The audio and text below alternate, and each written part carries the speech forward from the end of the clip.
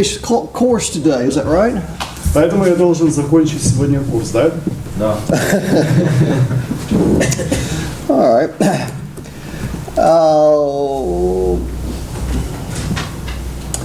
I was reading in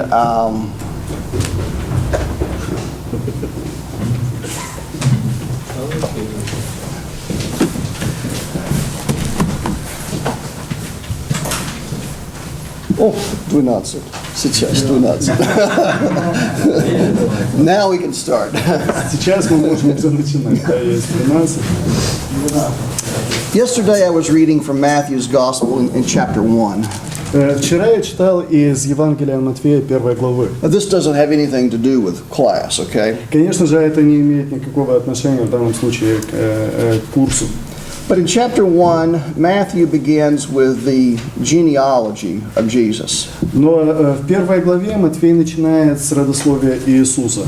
And he lists 14 generations, and then 14 generations from Abraham to David to the exile to Christ. И он перечисляет все поколения, по 14, разделяет их по 14 поколения, да, поколения от творения до Давида, от Давида до Клена и дальше. Okay. And he says this person was the father of that person. И он говорит следующим образом, да, то есть как бы у него следующая структура, формула. Этот человек был отцом этого человека, и идет так и дальше. Этот был отцом этого. And he makes a list of men. И в данном случае он предлагает нам список мужчин. But he mentions, for some unapparent reason, 4 women in this text. Но в данном тексте он также упоминает по какой-то неизвестной причине, упоминает 4 женщин. Now, the 4 women that he mentions are not the 4 most famous women of the Old Testament. И 4 женщины, имена которых он упоминает, не являются наиболее известными, выдающимися женщинами Ветхого Завета. Now, if you had picked out certain important women in the Old Testament, you would have picked 4 women. Probably you would not necessarily have picked these 4 women. И если бы избирали 4 самых известных женщины из Ветхого Завета, скорее всего, вы бы не остановились или не выбрали этих 4, которые выбраны вот, у Матфея. Now, Matthew is trying to show that Jesus is son of David, son of Abraham. И Матфей здесь показывает, что Иисус является сыном Давида и сыном Авраама. He is a descendant of Abraham. He is Jewish. Он является потомком Авраама, и также он является евреем или иудеем. But the women he mentions are not. Но женщины, которых он упоминает здесь, которых он перечисляет, не являются таковыми. Well, then why? Тогда почему? Зачем он это делает? Почему это так? Is there? I don't know. I just ask. I don't know. Я не знаю, почему это, да? Я просто задаю этот вопрос. Я спрашиваю вас, почему? I think it's interesting that he lists these 4 women. I think it's interesting that they are not Jewish. Это интересно, что он перечисляет этих 4 женщин, и интересно также то, что они не являются иудейками, еврейками. There's another interesting thing that Matthew does here so this is just a list of names, okay? Is there any meaning here? Итак, это только список имен, да, или в данном случае предлагается список имен. Есть ли какое-то значение в этом списке? Что это значит? Is he just writing history, or is he trying to actually tell us something? Он просто пишет историю, или же он пытается посредством вот этого повествования сказать нам что-то, передать нам что-то? I just wanted to give you something to think about here, okay? Я хотел бы, чтобы вы на данном этапе дать вам определенную пищу для размышления. There's another thing that Matthew does here with this list of names. Есть еще одна вещь, что делает вот Матфей посредством вот этого списка имен. Now, if you were to read this list of names, maybe some of these would not be easy to pronounce. Если бы вы читали вот эти имена, да, может быть, некоторые бы из них было бы трудно произнести, прочитать. произвести, воспроизвести. Well, maybe you would not say them exactly correctly. Или, perhaps. может быть, вы бы неправильно их бы произносили, неправильно бы их проговаривали. Well, two of them, Matthew changes the spelling of the word. В двух случаях Матфей изменяет произношение имени. В двух случаях. What he changes this one letter. This is not really that unusual in ancient. Он меняет просто букву, но это не является чем-то таким из ряда вон выходящим. But it seems that he did it intentionally, not unintentionally. Но такое впечатление, что он делает это намеренно, а не просто, не намеренно, да, то есть просто пишет. For example, in verse, I think that's verse 10, Ammon. 10 стих, да, Амон. Ammon, да? All right. The problem here is that sometimes our translation spells it correctly. И проблема заключается в том, что иногда наши переводы уже правильно воспроизводят это имя. But Matthew wrote Amos, not Ammon. Но интересно, что здесь Матфей пишет Амос, а не Амон. He changed one letter. Он меняет одну букву. Two different people. Но это два разных человека, две разных личности. One good, one bad. Один человек хороший, один человек He плохой. replaces a bad person with a good name here. Интересно, что в данном случае он заменяет плохого человека или человека, который назван, который называется, да, и который является плохим, и заменяет его на хорошего And человека. so, what is Matthew trying to do? Does he do this intentionally, or is this just he just bad at spelling? I don't know. И что он делает, да, что он пытается сделать? Он делает это намеренно или же он просто не намеренно это Is he делает? trying to say that God can bring something good out of something that is? God can bring a good result even through a bad person? What is Matthew trying to tell us here? Что он пытается сказать нам, Матфей, да, то есть пытается ли он сказать посредством вот этой подмены имен, что он даже, что Бог может даже из плохого человека сделать или воспроизвести что-то хорошее, или что он пытается сделать? I don't know. I just wanted to ask that question. Я не знаю, но я хотел задать, да, озвучить этот вопрос. All right. Yesterday we mentioned Donald McGavran. Вчера мы упоминали книгу Дональда МакГаврана. This is his book. I brought it today, okay? Это его книга, и я сегодня вот ее принес вам показать. And we have this in our library. У нас есть эта книга в библиотеке. If you have problems sleeping tonight, you might want to take this. This will help you sleep. Если у вас будет проблема со сном, да, вы можете взять эту книгу в библиотеке, и это то, что поможет вам уснуть.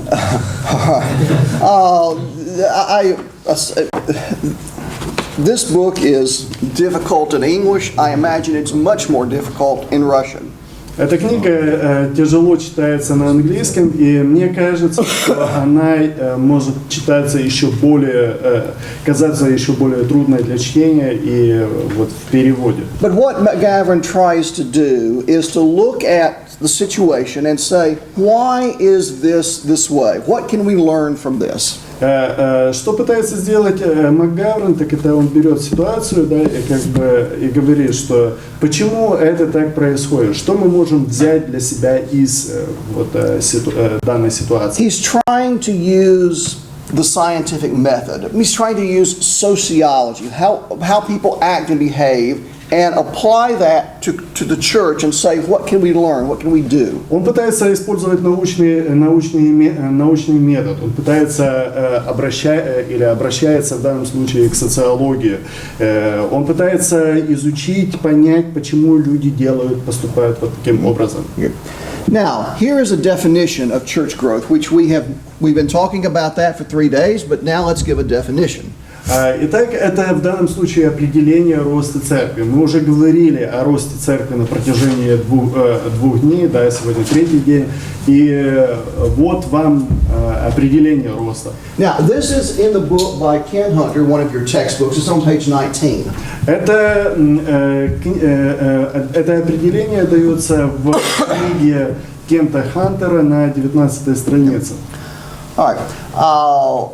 We're going to read his definition. We're going to look at his definition here. Мы будем прочитаем это определение, и мы будем рассматривать, изучать это более подробное определение в данном курсе. His explanation is as good as, his definition is as good as anyone else's.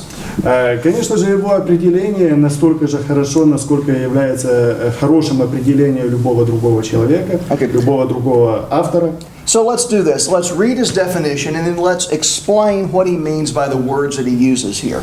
Давайте прочитаем его определение и рассмотрим более подробно, что он подразумевает под словами, которые он использует в данном определении. Okay, so somebody read this. Пожалуйста, кто-то прочитайте. Первое. Формальное определение. Рост церкви – это точная дисциплина, исследующая природу, функцию и состояние здоровья христианских церквей, рассматриваемых с точки зрения их участия в осуществлении великого поручения идти, научить все народы. Матфея 28 глава, 19 стих. Рост церкви – это богословская убежденность и прикладная наука, стремящая соединить вечные дисциплины Слова Божьего с наилучшими достижениями современных поведенческих наук. Кент, Хантер, страница 19. Okay, thank you. All right. Now, what does he mean by this? First of all, church growth is a discipline that requires measurement and evaluation. Что он имеет в виду, да, что он говорит? Это, во-первых, это рост церкви, это точная дисциплина, требующая измерения и оценки.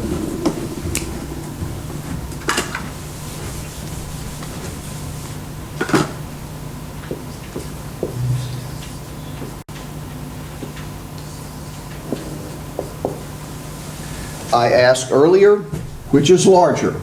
Я раньше немножко спрашивал, да, то есть какая из них больше? Well, we have numbers and we have the size of the building. У нас есть число, да, и у нас есть размер здания. If we talk about growth, we talk about a difference between this and that. Когда мы говорим о росте, мы тогда говорим, обычно делаем замечание относительно разницы, да, в размере, чем отличается одна от другой. And so we have to measure something. Поэтому мы должны измерить что-то. Now, I said yesterday that just because you count people does not mean that you have more. Just because we count the people in our church, that does not make more people.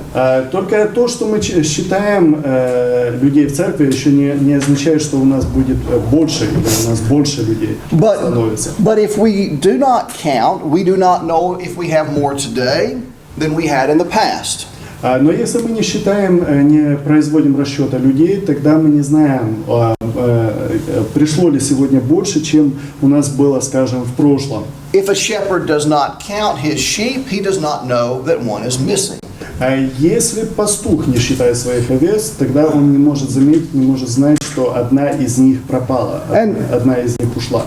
And so, one, we need to measure the things that we can measure. We cannot measure all things, but we can measure certain aspects of Christianity. Первое, мы должны измерить. Мы не можем измерить всех вещей, по всем параметрам, но мы должны измерять те параметры, которые мы можем измерять. Now, we talked about two different lists. One had 7 parameters, one had 8 parameters in it. Мы говорили о двух разных списках, и один из этих списков, в одном из этих списков было 7 параметров, да, в другом списке было 8 параметров. There are some things that we can measure in the church. То есть есть некоторые моменты, которые мы можем измерить относительно церкви, если мы говорим о церкви. But we also not only need to measure, but we need to evaluate, is this better than that? Мы должны не только измерять, мы должны также и оценивать, является ли одно лучше, чем другое.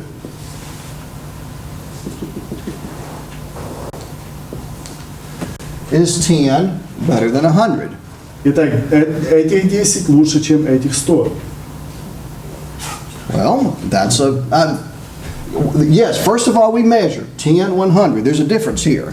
Конечно же, во-первых, мы должны измерить, да, есть 10, есть 100, и есть большая разница между этими двумя цифрами. Second, we evaluate, is this better than that? Во-вторых, мы должны также оценить, является ли это лучше, чем это. Is it better to have a 1-hour worship service or a 3-hour worship service? Лучше ли, чтобы было богослужение, чтобы богослужение длилось 1 час, или лучше, чтобы богослужение длилось 3 часа? Well, I don't know the answer to that. This has to do with the question of evaluation. Я не знаю, что лучше, да, то есть как бы я не знаю ответа, но этот пункт имеет отношение или же связан с оценкой. And so first of all, in this definition of church growth, we see the idea of measurement and evaluation. Итак, во-первых, в этом определении роста церкви мы видим связь или мы видим привязку к оценке и измерению. And so here is Hunter's definition. Итак, это определение, которое дает Хантер. And we're going to measure and we're going to evaluate the situation. Итак, мы будем измерять, мы будем давать оценку ситуации. And second, Во-вторых, we're going to investigate the nature, the function, and the health of the church. Во-вторых, мы будем исследовать также природу, функцию и здоровье церкви. Now, on the first day, I ask you, are we the church? В первый же день я задавал вам вопрос, являемся ли мы церковью, да, составляем ли мы церковь, вот сидя здесь в классе. And we still don't have an answer for that question. И до сих пор у нас нету еще ответа на этот вопрос. But that is a question about the nature of the church. Но это вопрос, который связан непосредственно с измерением, да, с вопросом природы церкви. What is the church? Что такое церковь? Is it just a collection of Christians? Является ли церковь просто собранием христиан? Well, if that's the definition of the church, then I guess we are the church. Если только это определение церкви, тогда мне кажется, что мы являемся церковью. Or maybe it has to do with our function. Или, может быть, это связано, определение, что такое церковь, связано с функцией, с вопросом функции церкви. We are not gathered for the same function as we would on Sunday morning. А мы не собираемся здесь, как бы не исполняем ту же самую функцию, что и, скажем, церковь, которая собирается на воскресное утреннее богослужение. So if we add this class to the church, has the church grown? Если мы тогда добавим, скажем, всех студентов из этого класса, да, добавим нас к церкви, это будет означать, что церковь выросла? I don't mean if we add the number of people. I don't mean if we add the people who are here. I mean if we add this activity to the church. Я не имею в виду, простите, людей, да, а если мы добавим нашу активность церкви, будет ли это означать рост церкви? If the church does not have a Bible college program, and we add that function to the church, has the church grown? Если, скажем, у нас в церкви нет библейского колледжа, да, или библейского изучения, если мы добавляем эту функцию к церкви, будет ли это означать, что церковь конкретная вырастет? Будет ли означать это рост церкви? Now, if we add people, that's one way to measure the growth of the church. Если мы добавляем людей, конечно же, это один из моментов, один из параметров, который говорит нам о росте церкви. One way to measure. Это один из способов измерить рост церкви. But we can also measure growth not just by people, but by change in activities, more Christian activity. Но мы можем также измерить рост церкви не только посредством, пересчитывание количества людей, но также и посредством добавления определенных функций к церкви. And so if we add that function to the church, has the church grown? А если мы добавим вот данную функцию к церкви, да, библейский колледж, то будет ли это означать, что церковь выросла? Будет ли это означать рост церкви? What do you think? Что вы думаете по этому поводу? You're talking about the growth of the church. Is that what you're talking about? Is that growth or not? Мы говорим о росте церкви. Является ли это ростом церкви? It's a good thing. I agree.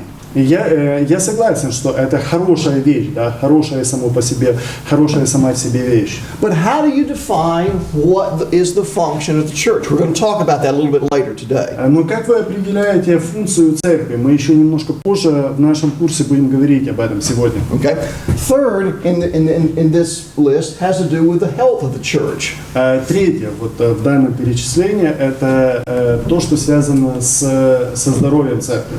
Now, in the book of Revelation, in chapter 2 and in chapter 3, В книге Откровений во 2 и 3 главе Jesus lists 7 churches, Иисус перечисляет 7 церквей and he talks about their health. и говорит о здоровье этих церквей.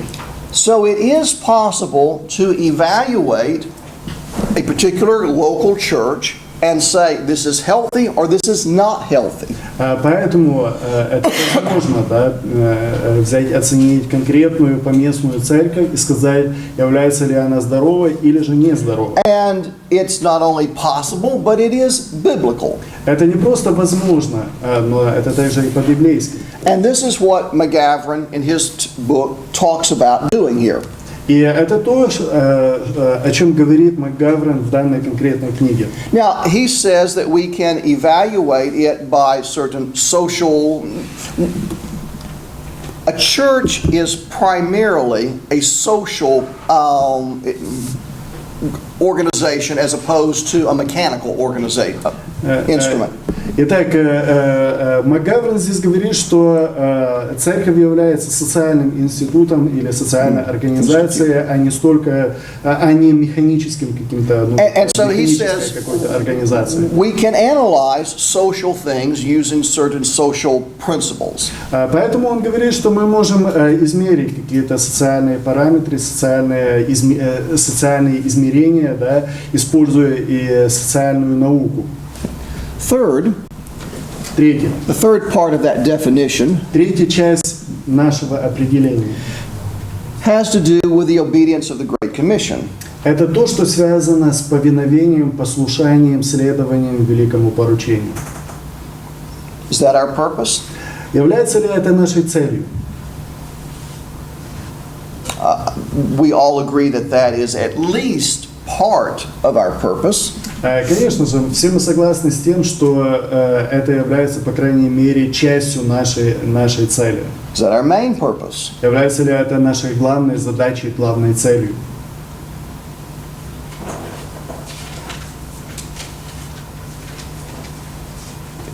Is that?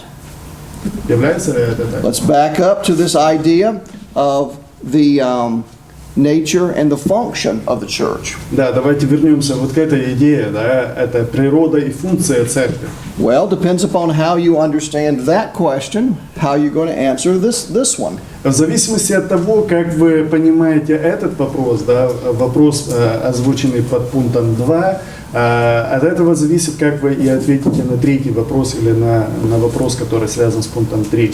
We spend a lot of time doing things that are not the Great Commission. Мы тратим или посвящаем очень много времени выполнению каких-то вещей, которые никак не связаны, которые не являются великим поручением. We build buildings. That doesn't have anything to do with the Great Commission. Мы строим здания, которые вообще никакой связи не имеют с великим поручением. Our buildings are not going to heaven. Наши здания не пойдут на небо.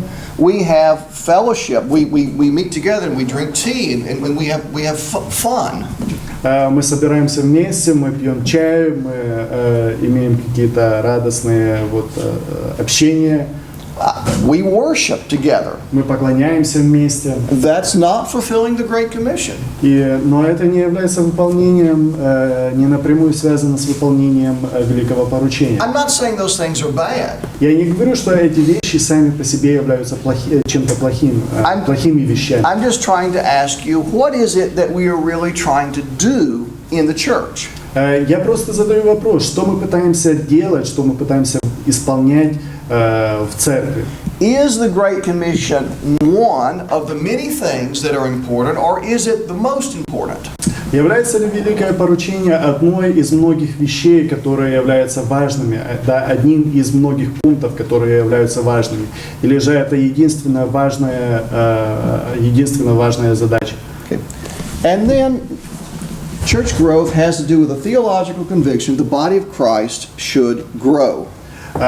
Рост церкви связан с богословским убеждением, что тело Христова призвано или должно расти.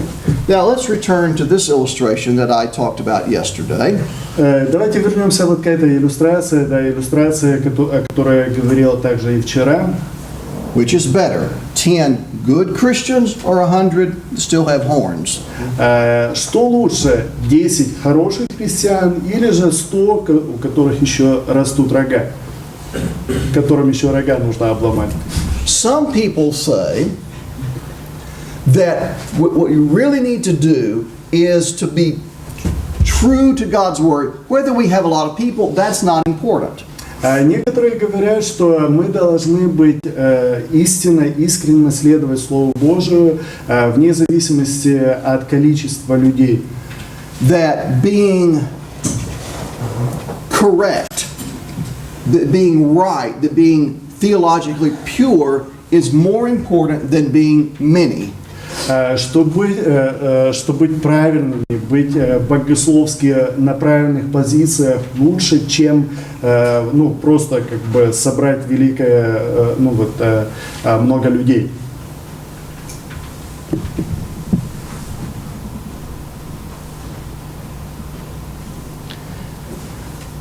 Next point.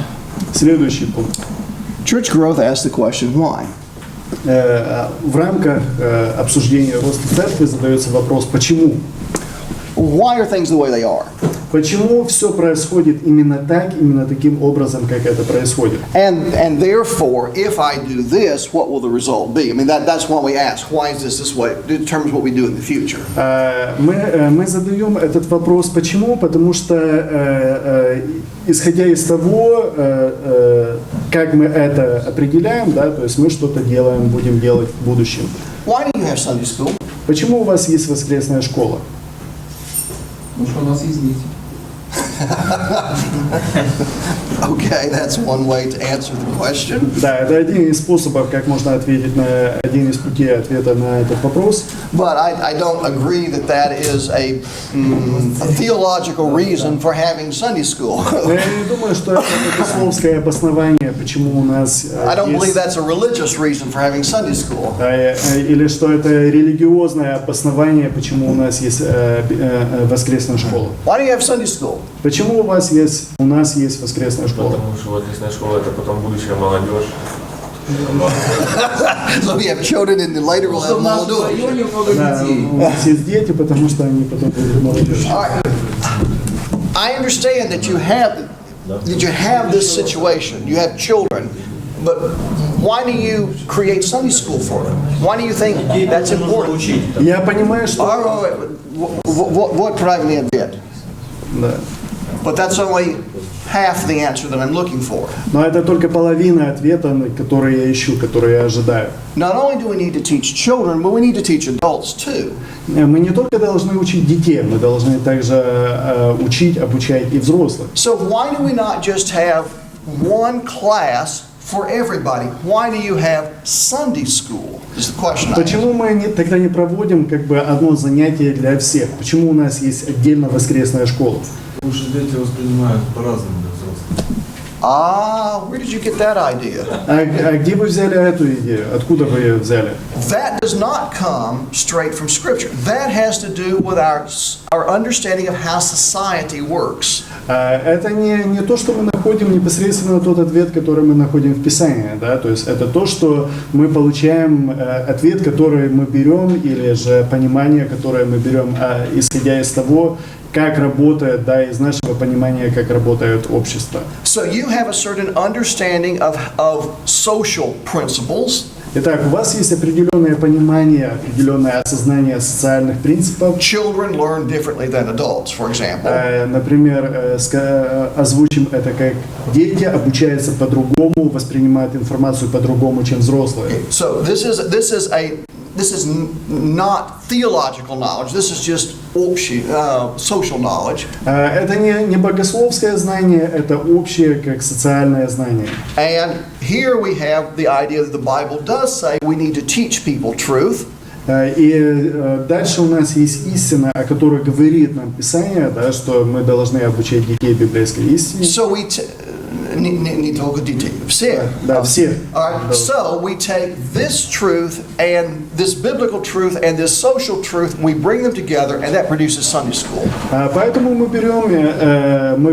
берем библейскую истину, да, мы берем вот наше понимание, как работает социум, и сводим их вместе, и дальше у нас получается воскресная школа. And so church growth also examines all that is involved in this process. Рост церкви исследует все, что связано с этим процессом. I mentioned, you said the Great Commission was important. Вы говорили, что великое поручение является важной частью, важной составляющей. But I mentioned some other things that we do in the church. Но я перечислял также некоторые другие вещи, которые мы делаем в рамках церкви. I said we have fellowship in the church, which is not the Great Commission. У нас есть общение в церкви, то есть это что-то большее или не только великое поручение. We build buildings, which is not the Great Commission. Мы строим здания, которые также не являются частью исполнения великого поручения. We have youth activities, sports, and these kinds of things, which is not the Great Commission. У нас есть молодежные какие-то активности, да, спорт или что-то другое, которые также не являются непосредственно великим поручением. But these things do have some influence upon accomplishing the Great Commission. Но это те вещи, которые имеют определенное влияние, каким-то образом связаны с выполнением великого поручения. The Great Commission does not say simply make people, convert people. Великое поручение не говорит, или это не просто говорится, да, что обращайте людей и все. It is not a single event that occurs. Now I'm finished. Это не какое-то одноразовое действие, да, относительно которого мы можем сказать, все, это совершено. Да, so we also need to bring those people into connection with the body of Christ, and incorporate them into the body of Christ. Поэтому мы должны взять этих людей и соединить их с телом Христовым. And so we have other things associated with the church that are not the Great Commission, but they are connected with that process. Поэтому у нас есть другие вещи, другие активности, которые связаны с церковью, но которые непосредственно не являются, нельзя назвать великим поручением. We want fruit or result. Мы ожидаем плода или результата. Now, is there another way to evaluate success? Есть ли какие-то другие способы, другие пути, как мы можем измерить успех? Let's just use an example of a business. Давайте будем использовать в данном случае пример из бизнеса. How do you evaluate the success of a business? Как вы можете оценить успех в бизнесе, успех бизнеса? Доход. This is how you evaluate the success of business, Вот okay? таким образом, да, вы оцениваете успех. This is what, if you have more, it's good. If you have less, it's bad. It's a very simple indicator, very simple way of measuring. Если у вас есть больше, это хорошо, если меньше, это плохо, да, это очень простой пример, как можно измерить, простой способ измерить успех. Okay, so we can measure success in business economically, with money. То есть экономически или же деньгами мы можем измерить, количеством денег, да, мы можем измерить успех бизнеса. Here I'm saying that we measure success in terms of the growth of the church by the fruit, by the result that's produced. Здесь же мы как бы измеряем успех роста церкви, да, успех или рост церкви по плодам. Not how many sermons we preach, not how large the building, not by these things, but by what is the result that comes out of these things. Не просто сколько проповедей мы сказали, не просто вот зданием, которое, насколько большое здание у нас, но результатом или же плодом, который выходит, да, или является результатом всех действий. Now, here's an interesting phrase, church growth eyes. Да, здесь интересная такая фраза, да, словосочетание, это глаза роста церкви. Now, this is a phrase that McGavran uses in his book. Это фраза, которую использует МакГаврен в своей книге. And what he means by this phrase is looking at, when we have a question about something in the church, when we look at something in the church, we look at it through the eyes of, will this help the church grow or will this not help the church grow? МакГаврен говорит, что когда у нас есть какой-то определенный вопрос в рамках церкви, да, то, или же нужно что-то решить, тогда мы смотрим на эту ситуацию, на этот вопрос с точки зрения, поможет ли, да, или будет вследствие этого церковь расти, или же не будет. Okay. On Monday, I ask you this question. В понедельник я задавал вам следующий вопрос. Here is $500. You want to use it for Sunday school or you want to use it for the choir? Вот вам $500, да, то есть будете ли вы использовать их для воскресной школы или же для хора? Okay. Now, some of you answered this way, some of you answered that way. Некоторые из вас ответили по одному, некоторые по другому. Probably you answered then because I like Sunday school better or because I like the music better. That's probably how you answered. Возможно, вы тогда ответили на этот вопрос с точки зрения того, с точки зрения вашего предпочтения, да, то есть вам нравится либо больше либо воскресная школа, либо же хор. Okay. Church growth eyes says that's not how we should answer the question.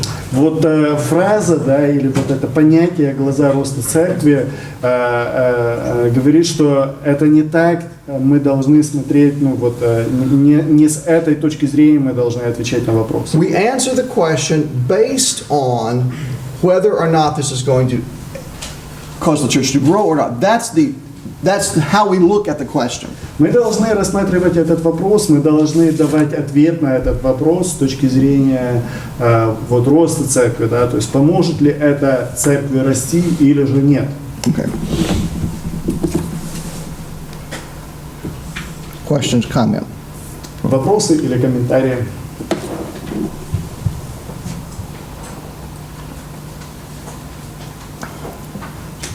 Okay, I'm going to make two lists now. Я сделаю два списка, приведу два списка. One of these lists are objections that sometimes people give to the idea of studying the growth of the church and trying to plan and cause the church to grow. Итак, один список – это возражение против роста церкви, да, против изучения роста церкви, против применения некоторых принципов, которые могут способствовать росту церкви.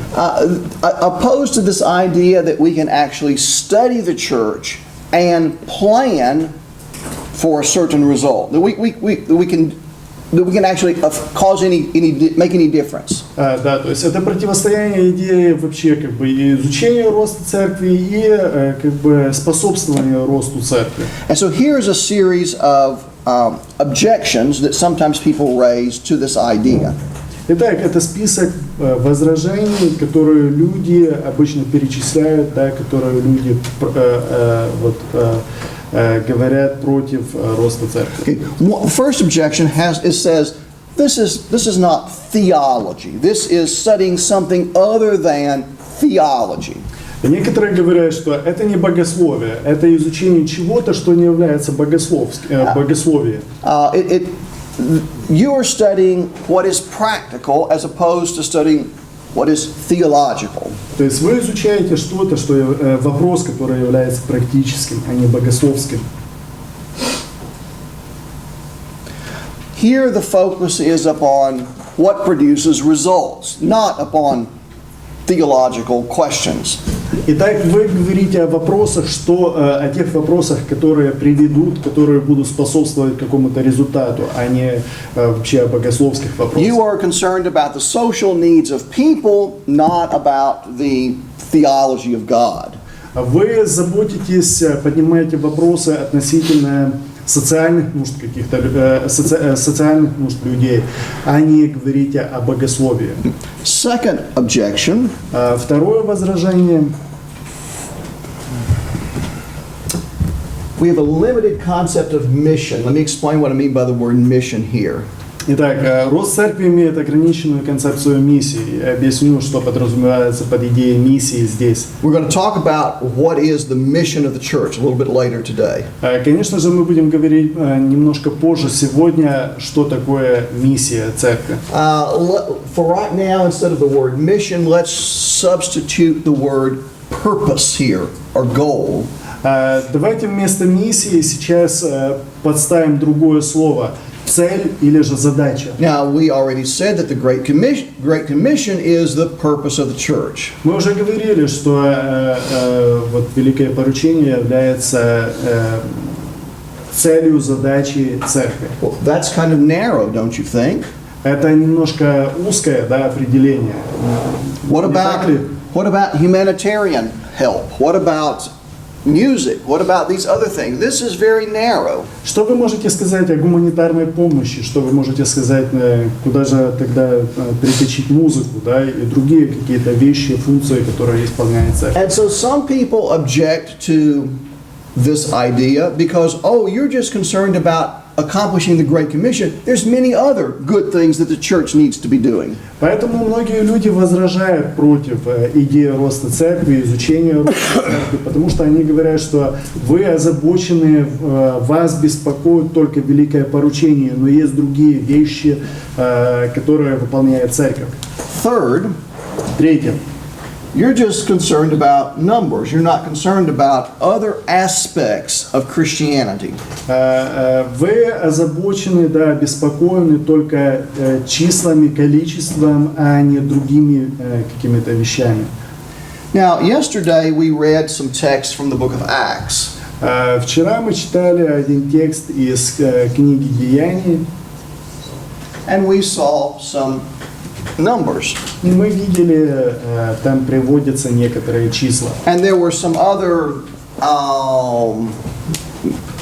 other numbers that were given in, or ideas of numbers that were given in the book of Acts.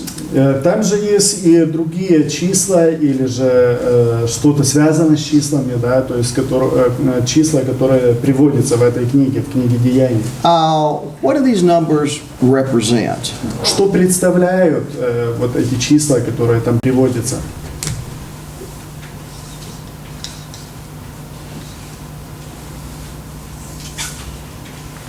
There's 99 sheep, there's one lost. Есть 99 овец, одна потеряна. These represent people. Эти цифры, эти числа, они представляют, обозначают людей. And so we are concerned about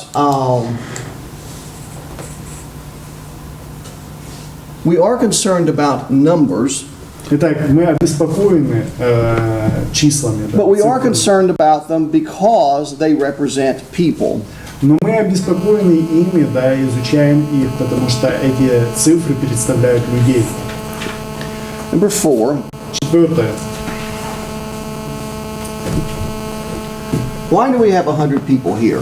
Почему у нас здесь 100 человек?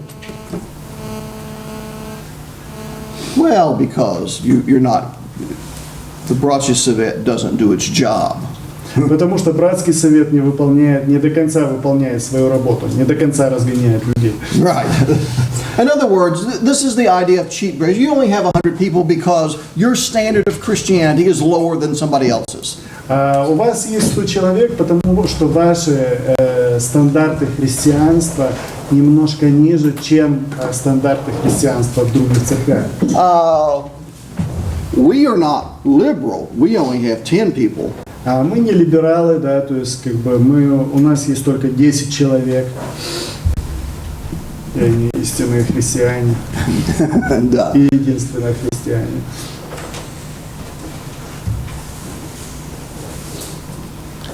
Another objection Еще одно возражение.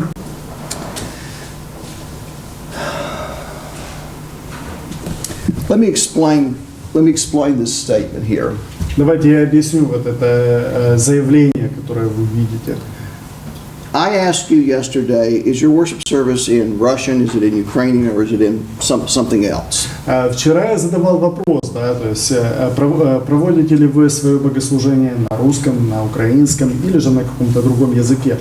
I also asked you yesterday about, is your music traditional, is it contemporary? Также я задавал вопрос относительно музыки, является ли она традиционной или же современной. I gave you two illustrations of two different churches, one that was very old and traditional, Также я привел две иллюстрации, да, иллюстрации двух разных церквей. Одна старая традиционная церковь, and where everybody had, it was out in the village and everybody had moved away from this place. скажем, церковь где-то в селе, и все поуезжали из этого села, из той местности. And another was a new church that had, that was all, everybody was less than 40 years old. И другая новая церковь, в которой, скажем, все не старше 40 лет. Okay. And so, in this situation, this church focused on this kind of people. This church focused on this kind of people. Если мы говорим об этих церквях, то эта церковь как бы концентрирует внимание и работает с этими людьми конкретными, да, с этим типом людей или по возрасту или как. А эта церковь сосредоточена на работе с другими людьми, с другим контингентом. And as a result of that, we had different music. We had a different style of worship. И как результат у нас есть разная музыка в этих церквях, разные стили богослужения в этих церквях. Why? Don't you care about the older traditional people in your area? Why do you do that? Почему? Почему вы так делаете? Да? Не заботитесь ли вы о других, более старших, традиционно настроенных людей в вашей местности? That's this objection here. Это возражение, которое приводится под 5 пунктом. The fact is, because this is what the church is right now, the new people will be like these people. This is our best, most effective way of reaching people. Дело в том, что кем являются люди, да, которые уже составляют часть церкви, как бы определит, кто и будет присоединяться к этой церкви. И это один из очень эффективных способов привлечения людей. Now, yesterday we had a list of 7 and we had a list of 8, two different lists. Вчера у нас мы приводили два разных списка принципов, да, список из 7 и список из 8 принципов. And in both of those, one of the points on those lists was this idea of respect for culture. И в двух случаях, в двух списках был пункт, который звучал как уважение к культуре. That's this idea here. Эта же идея как бы является частью вот этого определения этого пункта. We are this way. We do concentrate on these people, not because we don't like those, but because we are more effective here. И об этом мы и говорим здесь. Да? Мы являемся тем, кем мы являемся, мы работаем с этими людьми, но не потому, что мы не заботимся о других, а потому, что мы более эффективны в работе, в том, кем мы являемся, и в работе с теми людьми, с которыми мы работаем. Another objection is that church growth concentrates on certain areas. Еще одно возражение – это то, что рост церкви сосредотачивает внимание, да, или озабочен определенными областями, определенными вопросами. The seminary right now is working with the Oblast to create a new program, a new Благовестники program for planting churches. That in the process of doing this. И семинария на данный момент в процессе формирования новой программы. Семинария работает вместе с областным объединением относительно программы основания новых церквей. But the concentration is not on this little village out here, but only in large cities, large areas. Но вопросы, которые поднимаются, да, связаны вот с основанием этой новой программы, это не основание церквей в маленьких селах, а основание церквей в большом городе. Why? Почему? Because that's where the people are. Потому что это место, где есть люди. It's not that well, out here in the little village there's no church. Okay, I understand that. And in the city there already are 2 churches or 3 churches. Скажем, да, в этом селе нету людей, да, я понимаю это, простите, нету церкви. Я понимаю, что да, это проблема, что нету церкви. А скажем, в городе есть там 2-3 церкви. But the situation is that's still where the most people are.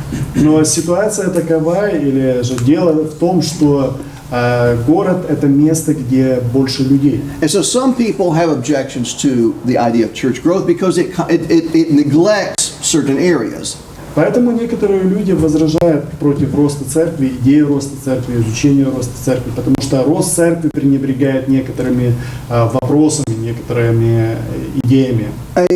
It looks and it asks where is the most effective place, and it says, okay, that's where we need to be. И рост церкви, как бы в рамках роста церкви, да, рассматриваются такие вопросы, как где лучшее место, да, где организовать церковь, и именно где мы будем более эффективны, именно там как бы производится работа. Another objection. Еще одно возражение. We're only concerned about conversion, not really with spiritual maturity. We're just how many people we have converted 100 people here, but they still have horns. Рост церкви озабочен только обращениями, да, людей в христианство, а не их духовной зрелостью. Да, то есть как бы у нас есть здесь 100 человек уже, но они пока что как бы не совсем зрелые, да, они еще с рогами. All right. Yeah. Church growth obviously concentrates upon non-Christians becoming Christians. Конечно же, рост церкви задается вопросом, связанным с вопросом, когда нехристиане становятся христианами. And this process of getting rid of the horns is always a continuing and an ongoing process. И этот вопрос убирания рогов, да, или вопрос, именно зрелости, это вопрос, который является связан, да, с определенным процессом или занимает определенное время. Это продолжительный процесс. Some people object to church growth because it's not, because we use people and we use ideas that are not from our denomination. Некоторые люди возражают против роста церкви, потому что в рамках роста церкви используются некоторые идеи, которые не являются, не исходят из нашей деноминации. That's not the way Baptists do this. So they're, you know. Баптисты так не делают, да.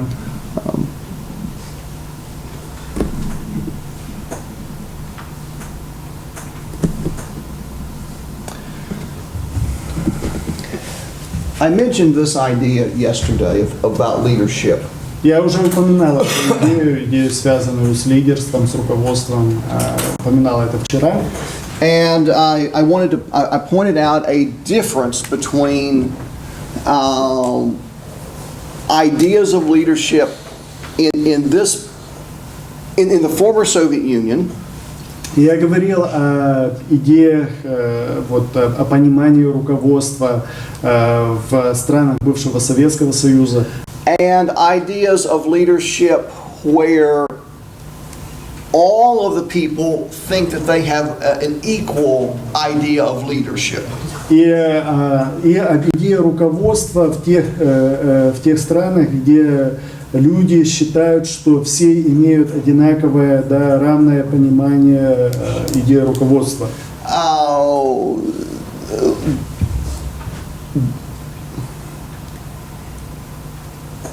In America, let me give you my opinion here. Давайте я приведу свое мнение здесь, On this point. свой взгляд на этот пункт. In America, we probably need to increase the idea of pastoral authority. В Америке нам нужно, наверное, увеличить вот понимание, идею уважения к пасторскому авторитету.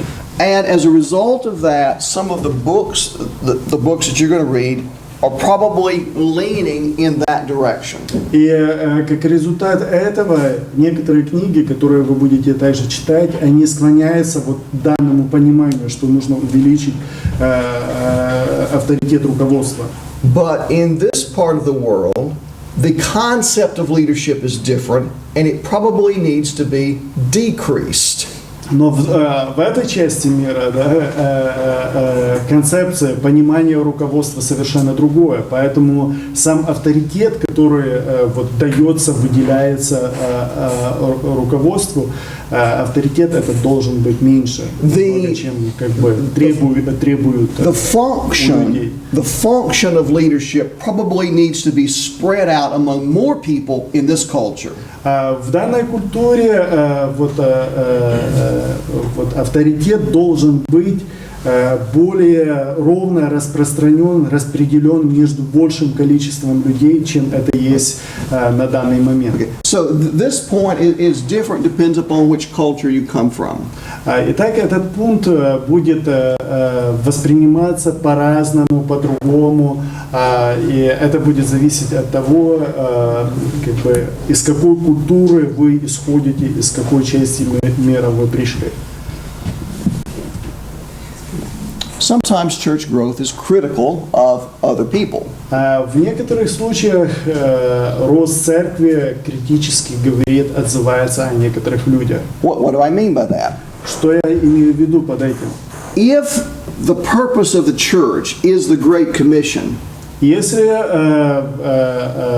задача церкви – это исполнение великого поручения, and this situation is not accomplishing that, then we give it a lower grade than another situation. и если в этой ситуации как бы не исполняется великое поручение, тогда этой ситуации, да, то есть там, где 10 человек, мы даем меньшую оценку, да, или оценку пониже, чем ситуации, где исполняется великое поручение или пытаются достичь, выполнить великое поручение. This is dependent upon the idea that our standard for evaluating something is the Great Commission. This is dependent upon that idea. Итак, этот вопрос зависит или основывается на идее, что стандартом роста церкви, стандартом оценки является великое поручение. Church growth is something new. Well, yesterday we said that Donald McGavran is the father of modern church growth. Этот пункт – это рост церкви, нечто новое. Да? И вчера мы говорили, что Дональд МакГавран является отцом как бы современного роста церкви или современного понимания роста церкви, современной дисциплины роста Yeah, церкви. that we can study the church in the world and we can learn from all parts of the world. That aspect is new. Что мы можем изучать рост церкви в мире, да, что мы можем учиться у других, и да, этот аспект является новым. Good. Now, last objection here. И последнее возражение, которое мы перечисляем здесь, Is that church growth really focuses upon my ability, my activity. God's going to give, not the idea, God's going to bless us, but I must do something, what I do. И это возражение связано с тем, что как бы рост церкви зависит от моей способности сделать что-то, да, а не на Божьем водительстве, да, или благословении. А зависит от того, что я могу сделать.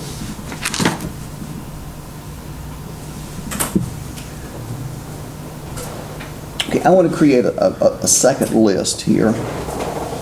Дальше я хотел бы привести еще один список. So these are objections. Let me call this next list myths. Это возражение против роста церкви, да? Другой список или другие моменты, которые мы выделим, я хотел бы назвать мифами о росте церкви. And there's 6 points in this list. I'm sorry, there's 8.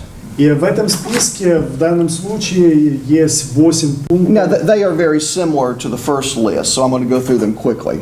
И эти пункты очень похожи на те, которые были в предыдущем случае, в предыдущем списке, поэтому мы очень быстро пройдем их. The only thing large churches are concerned about is attendance. Итак, миф первый. Единственное, о чем заботятся большие церкви, это посещение. Или о чем заботится, чем обеспокоен рост церкви, это посещение.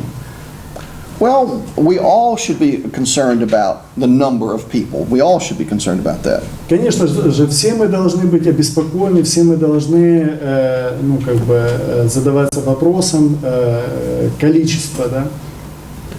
Large churches grow because they take people from small churches.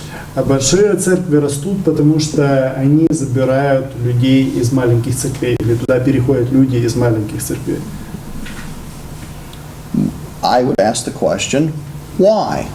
Я бы задал тогда вопрос, почему? And this may be true. И это может быть да, может быть правдой. But if it is, we need to ask the question, then why?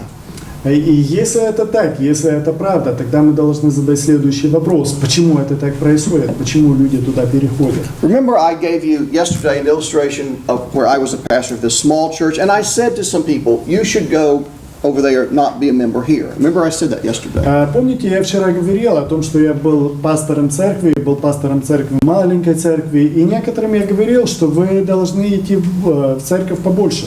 And the reason is because you've got small children, we don't have a very good Sunday school, we cannot do for you what you need as a Christian.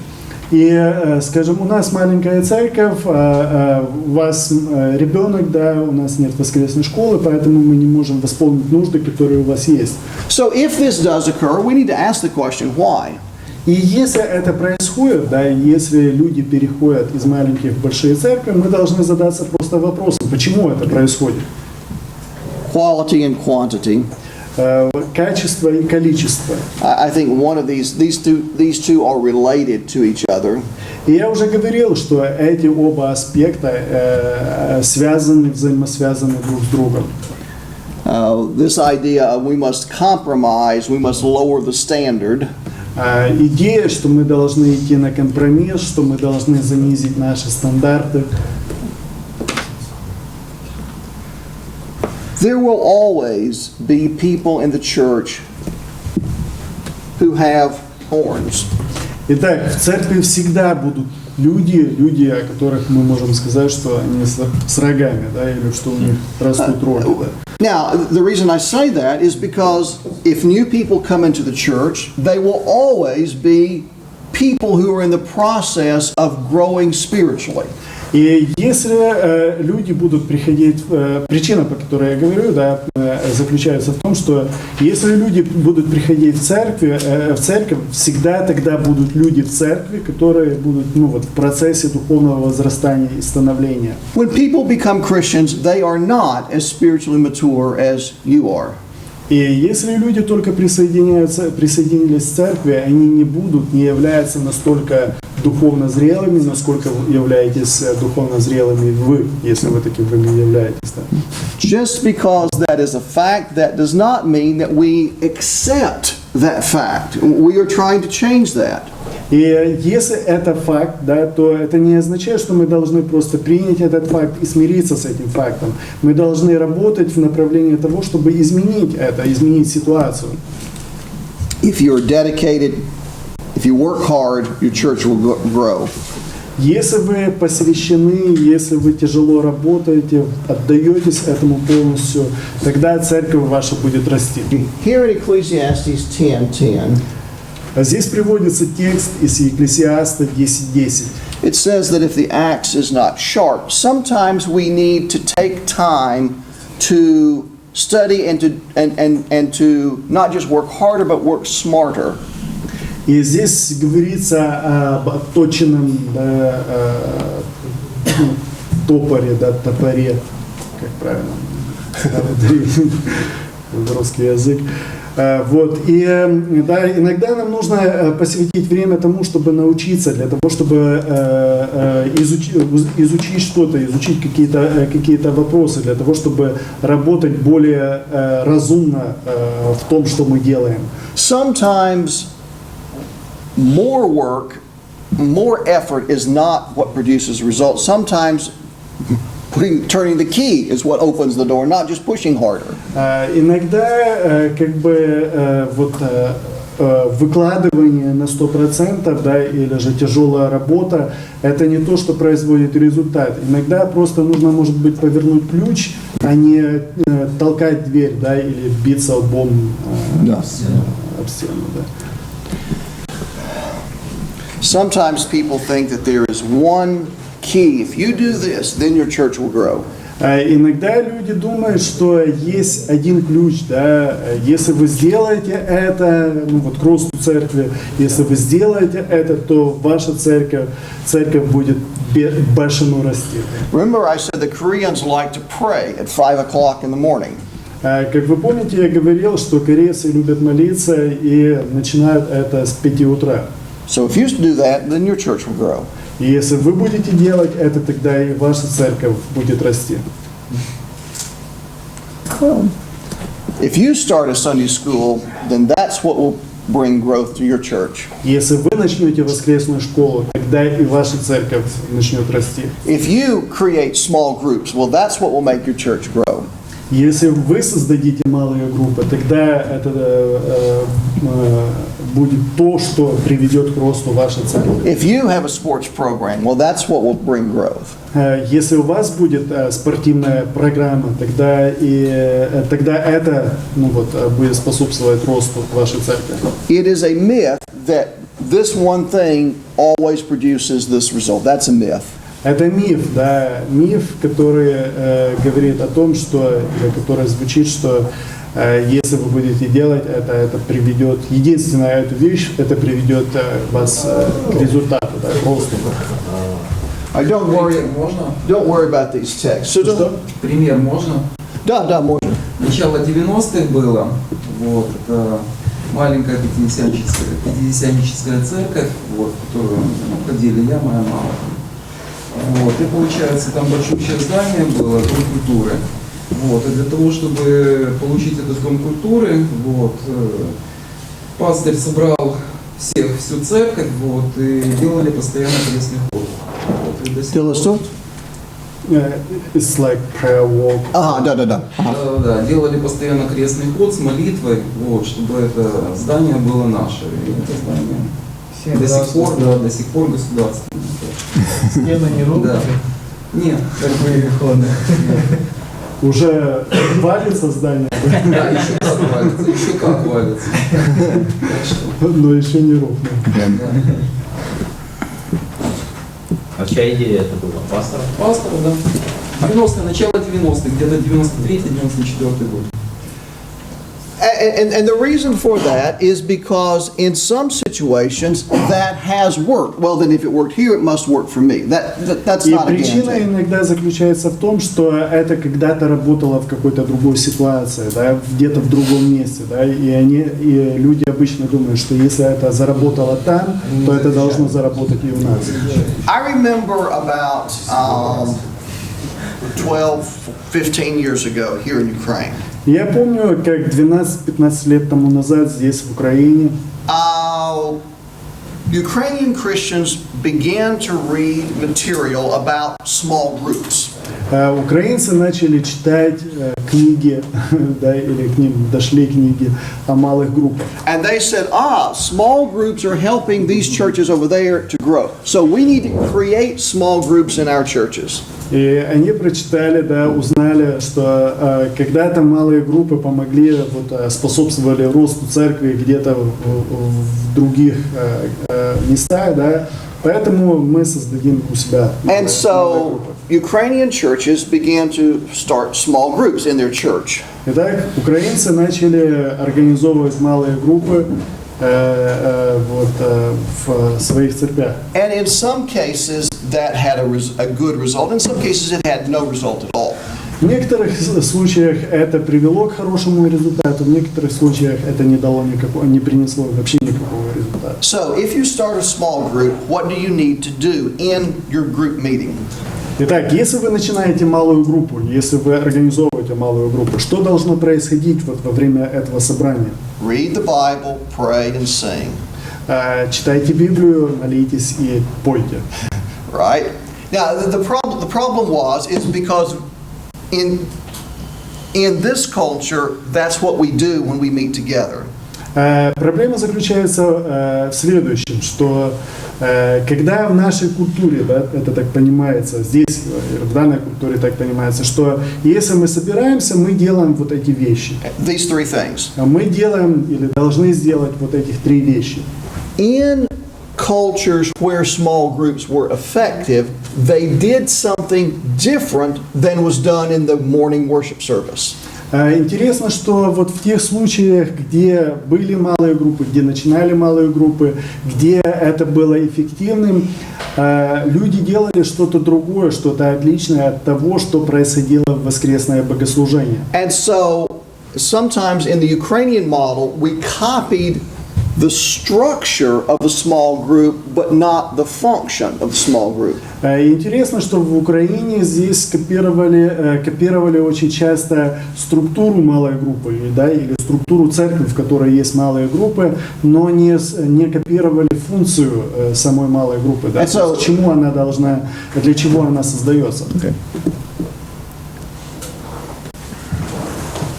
Don't worry about these texts right here, okay? Не обращайте пока внимания на тексты, которые приводятся здесь. But this point number 7 is that the only thing God wants us to do is to be faithful. That is right theology. What I mean by the word be faithful. В данном случае идея заключается в следующем, что единственное, что от нас требует Бог, это чтобы мы были верными, да?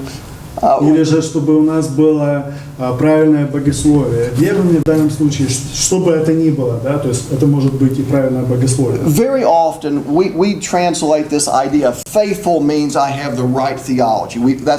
Очень часто мы переводим, да, или подменяем вот эту идею верности на правильное богословие. Well, there is more to being faithful means not just knowing the right thing, but actually doing what the result God wants. И в данном случае мы должны заметить, что быть верным – это не просто знание того, что правильно, но также и делание того, выполнение того, что является правильным, верным. What I'm trying to say here is the myth that we need more than just the right theology. We need the right practice as well.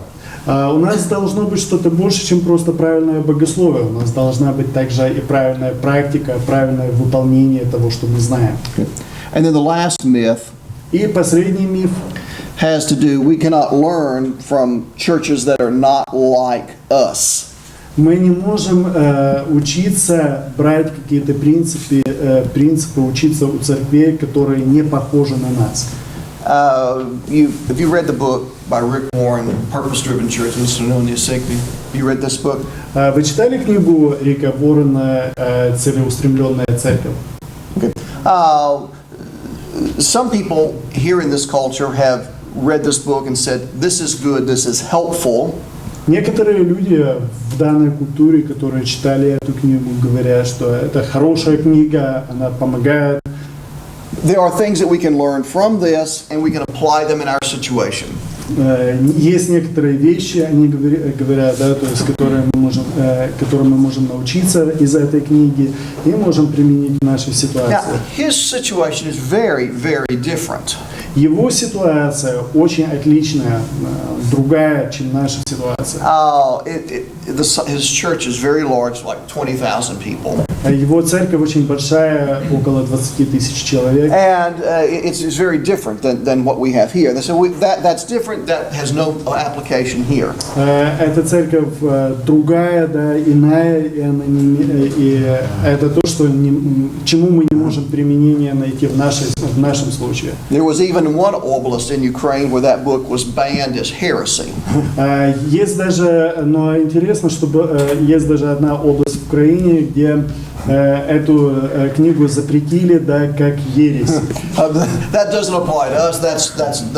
We cannot learn anything from that. Это то, что нельзя применить нам, да, то есть как бы это то, что не имеет никакой связи с нами. Well, what about the church in Jerusalem? Can you learn from what's recorded in the book of Acts about that church? Что же можно сказать тогда о церкви в Иерусалиме? Можем ли мы научиться чему-то из церкви, о которой говорится в книге Деяний? It's very different than our church. Это церковь, которая очень другая, иная, очень отличается от нашей церкви. It doesn't have to be like us in order for us to learn from it. That's what I'm trying to say here. Итак, здесь я пытаюсь сказать, что церковь не должна быть иная, другая церковь, да, о какой бы церкви мы ни говорили, не должна быть такая же, как наша церковь, для того, чтобы нам что-то подчеркнуть для себя. Okay. Questions, comment? Вопросы, комментарии? Okay, we're going to take a break. When we come back from break, this is what we're going to do. Итак, сейчас мы пойдем на перемену. Когда придем с перемены, мы будем делать следующее. We're going to look at this question of what is the purpose, what is the most important purpose of the church. Когда мы придем с перемены, мы будем рассматривать, говорить о том, что является самой основной, самой главной задачей церкви. What are our priorities? Каковы наши приоритеты? Is it the Great Commission, or is it this and something else, or is it completely something different? Является ли приоритетом нашим великое поручение, или это великое поручение и еще что-то, или это вообще еще что-то? What I'm trying to ask is, how do we measure success? What standard do we use? What do we use for measuring success? Здесь я пытаюсь спросить, да, то есть как мы измеряем вообще успех, да, и какие принципы мы используем для того, чтобы измерить успех. If you're a business, the standard you use is money. Okay, if you're a church, what's the standard that you use? Если мы говорим о бизнесе, тогда стандартом измерения успеха являются деньги. Если вы являетесь церковью, что является стандартом для измерения роста? Okay, let's take a break. Давайте пойдем на перемену. Oh, wait, what? Что? Если вы не был вчера.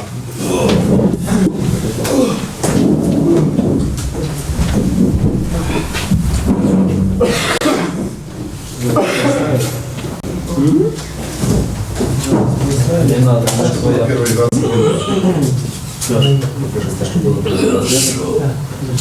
Сколько перемен у нас?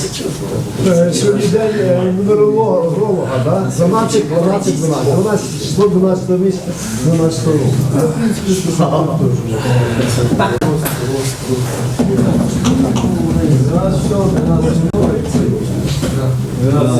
Будет допомагали. Куда? Ты молимся.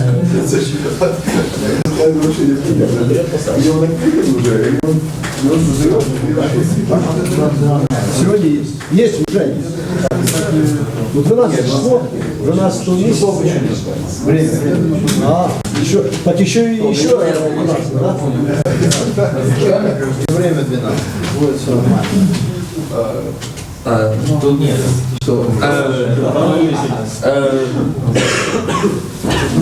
Саша, ты свободный? Я уже ответил. На улице сыр? Много сыра, да.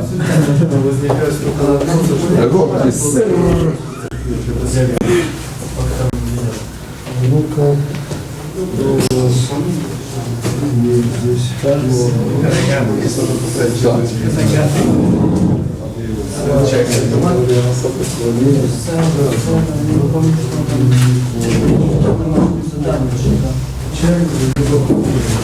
Что? Либо кофейня. Думать сюда. Здесь. Заместитель получается, да?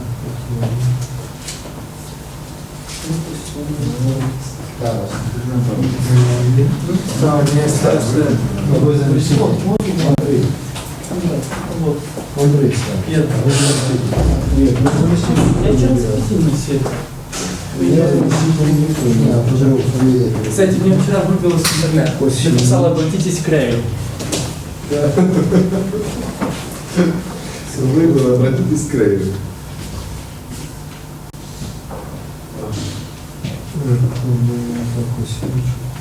Слушай, я где как Обратиться. Серьезно написал, ну да. Пятка. Я как-то развожу по Да нет, со своего. А здесь еще сейчас лет такой пробка почти аж к кругу. Надо там. Стоят просто такое. 5 детей в наше время проверка. Казалось бы, христианские семьи, да? Да, хотя как раз шесть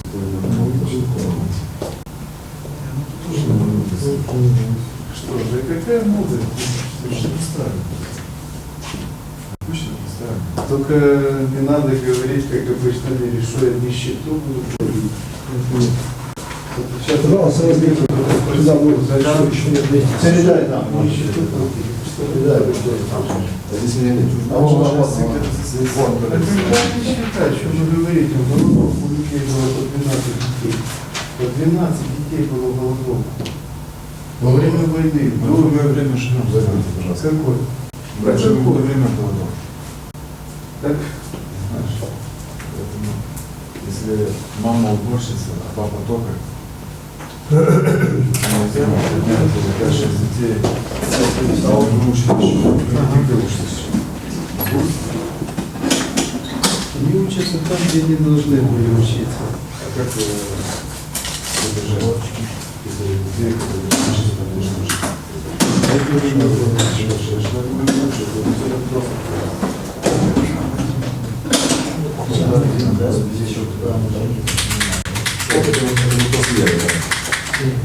Совершенно правильно. Это вопрос веры и все. Я слышал, брат мне говорит,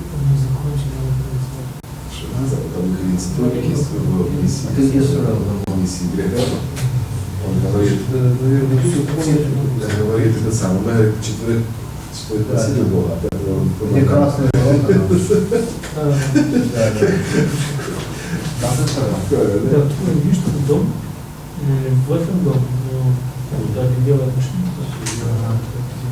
Там тоже там тоже лопать. Лопатин? Вот вчера домой делал. Не, А, там ну просто когда этот двор по дороге идешь. и даже 4, 2 оттуда, 2 отсюда. А, лопатин надо. Тут в оборот вдоль дороги, а здесь 3 оборота, правая 2, это 3. А потом 4 дороги. Лопатин делал. Ну, что-то заходил, пускай, И там специально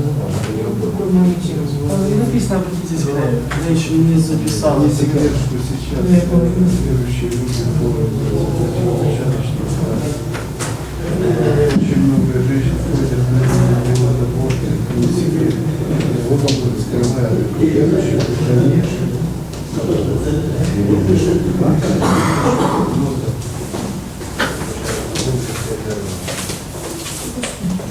Мама завезла девочку.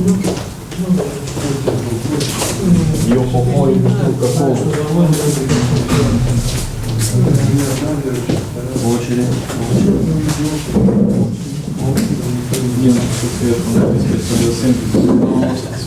А что это значит?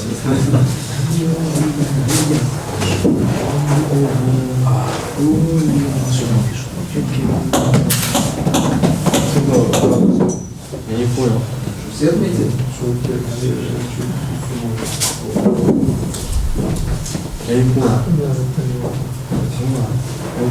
Вот это вот не возвращается, что он как-то он заключается в какой-то тащи, прекращает загрузку.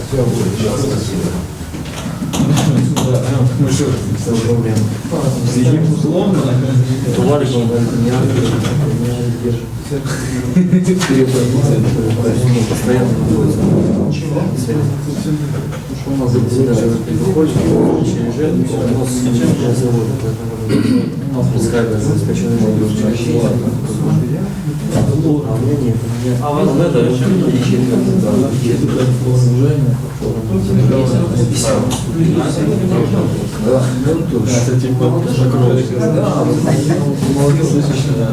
а можно не нужно?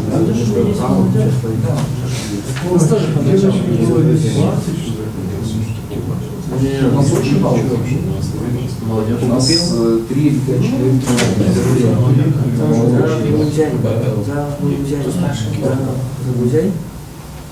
Саня,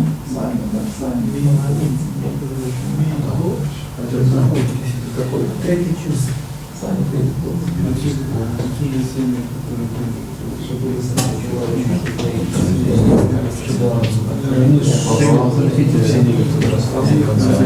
Первого надо еще. Первого надо. Книжник.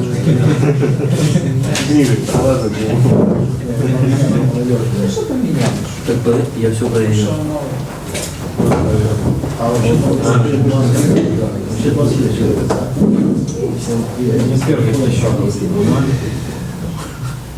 Это Игорь. Я видел.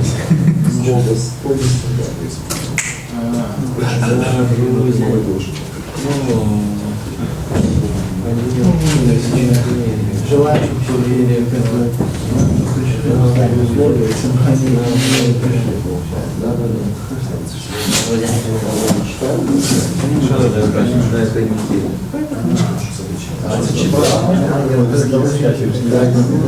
Не знаю. Русская.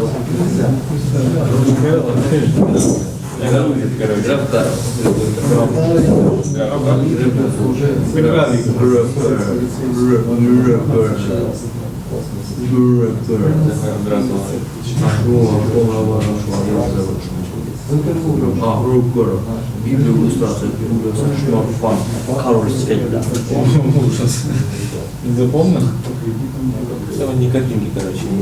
Это интересно, Библия иллюстрация. Я же не заканчиваю слово полковик, блин. Чего?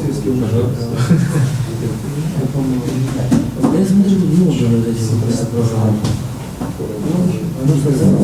И шукай.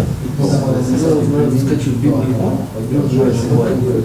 Скачаешь новый рынок, перейти моду начинать.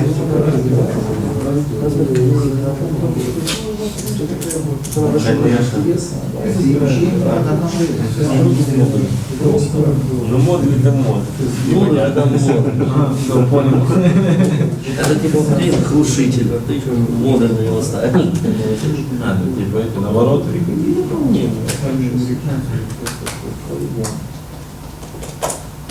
Купил телефон. А там игр нет. Игры там модули.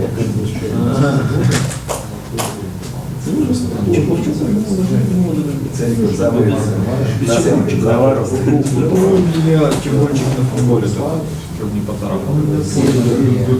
А здесь что, не нужен?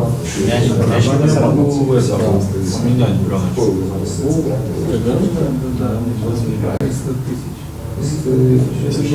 Если бы у меня была не пленочка, я бы там давно должен. Уже не меняется. Ну, все.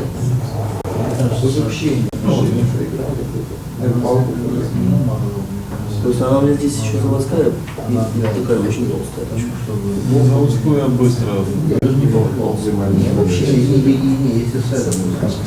Она ставит уже часы, я уже нормально. Поэтому она вот она толстая, плотная, не стоит. Даже этот край у него разбирается, там. Она Ну, как бы, знаешь, где-то порожек еще по краям. у меня вообще телефон не работает, он в студию лежит. Шлейф полетел. 130 гривен стоит, чтобы шлейф был. Я еще пытаюсь его купить.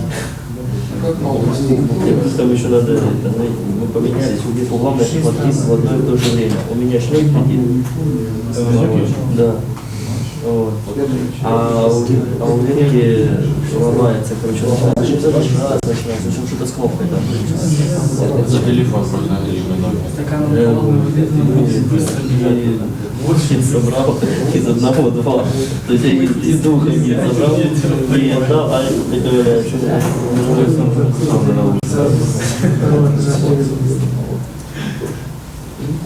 то и то.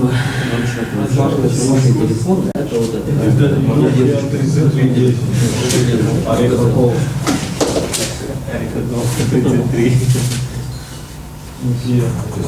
меня Mitsubishi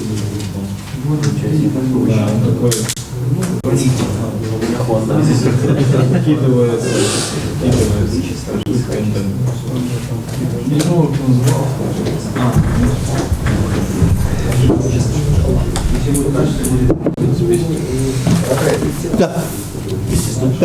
как он Не по теме. Ага. Не по теме, о последних новостях вот с Америки относительно чипизации всего населения Америки. Биопаспорт. Тоже? Нет, не вирус. Нет? Последние новости с Америки относительно чипизации. Чипы относительно, да, вот это, медицинское, там всякое такое. У меня нету.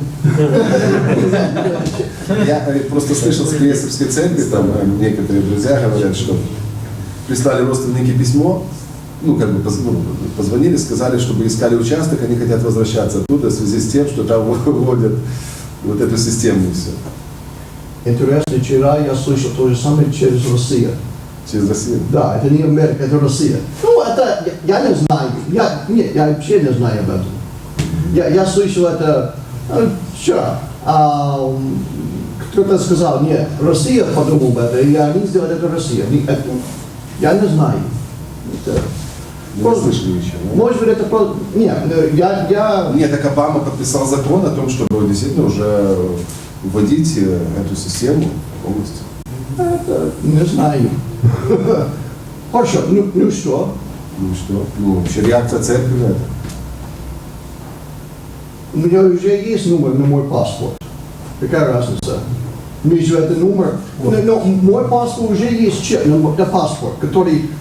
Нет, не биометрические паспорта, нет, а то, что вводится... Я знаю. Какая разница, если это здесь или вот здесь?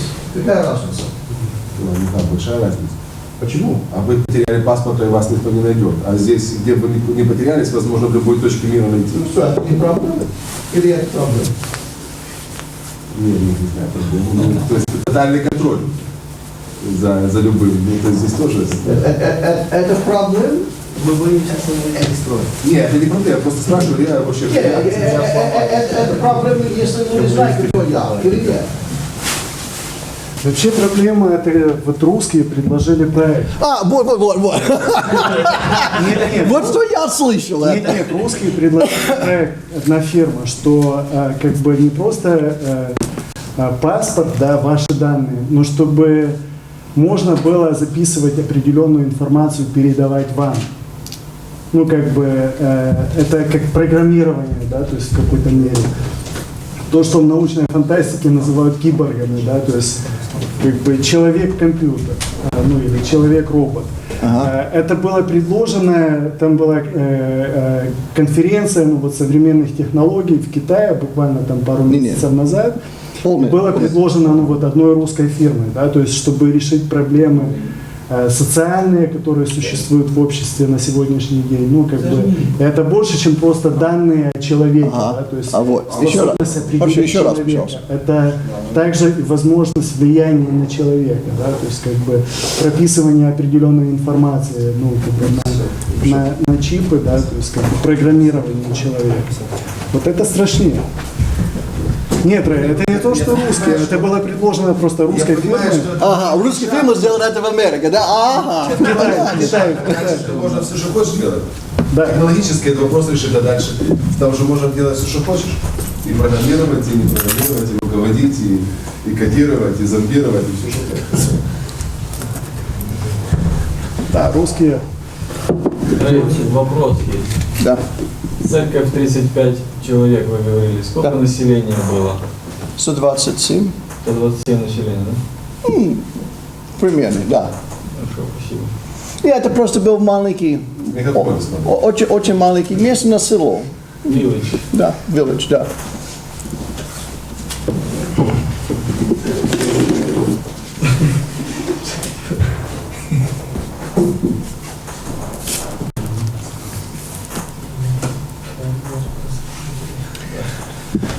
What I was trying to do was just draw a contrast between two very different kinds of churches. Что я пытался сделать, так это показать контраст, выделить контраст, да, между различными типами церквей. This was a very old church. They had an old building. It had always been there.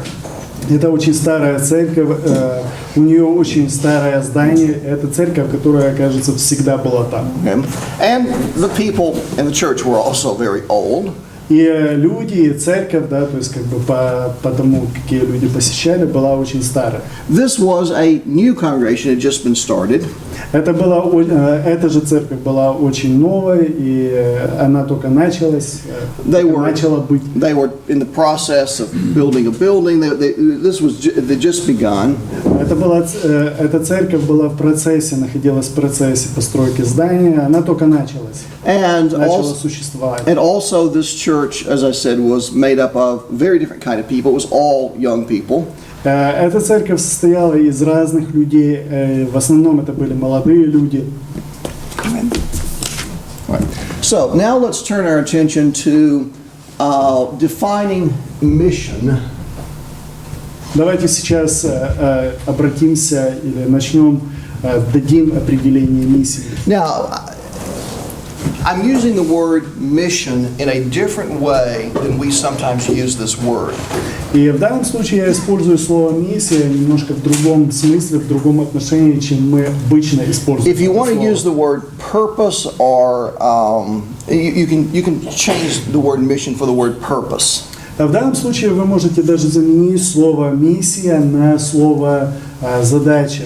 Because the word mission, sometimes we use it for a mission project or a missionary. Sometimes we use it in that way. Иногда мы используем слово «миссия» именно для миссионерского проекта, для миссионера, миссии в этом случае. But also the word mission has what is our purpose. It has this. I'm on a mission. This is my purpose here. Иногда же слово вот используется в значении, да, то есть как бы у меня есть миссия, у меня есть задача, да, то есть определенная задача, которую я пытаюсь достичь. And sometimes in literature, you will find the word mission used in that way. This is our purpose. Mission is used in that way. И иногда вот в подобной литературе вы можете найти, увидеть, что это слово используется, слово «миссия» используется именно в этом значении, в значении «задача». And so that's how I'm using it here. И в этом же значении мы используем на этом слайде, да, то есть в данном случае, в данном обсуждении.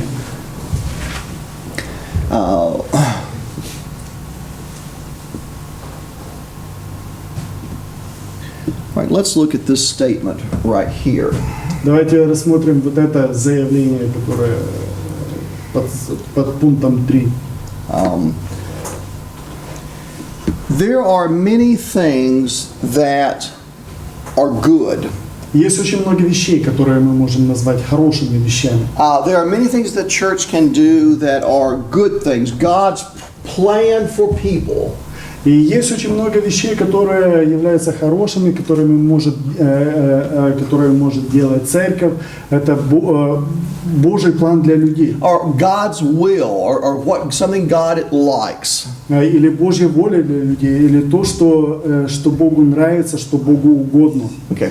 So the question is, of the many good things that we can spend our time and our resources doing, are some of those more important than others? Являются ли, некоторые из тех вещей, которые являются хорошими, которые мы можем делать, являются ли некоторые из них более хорошими, лучшими, да, то есть, чем другие?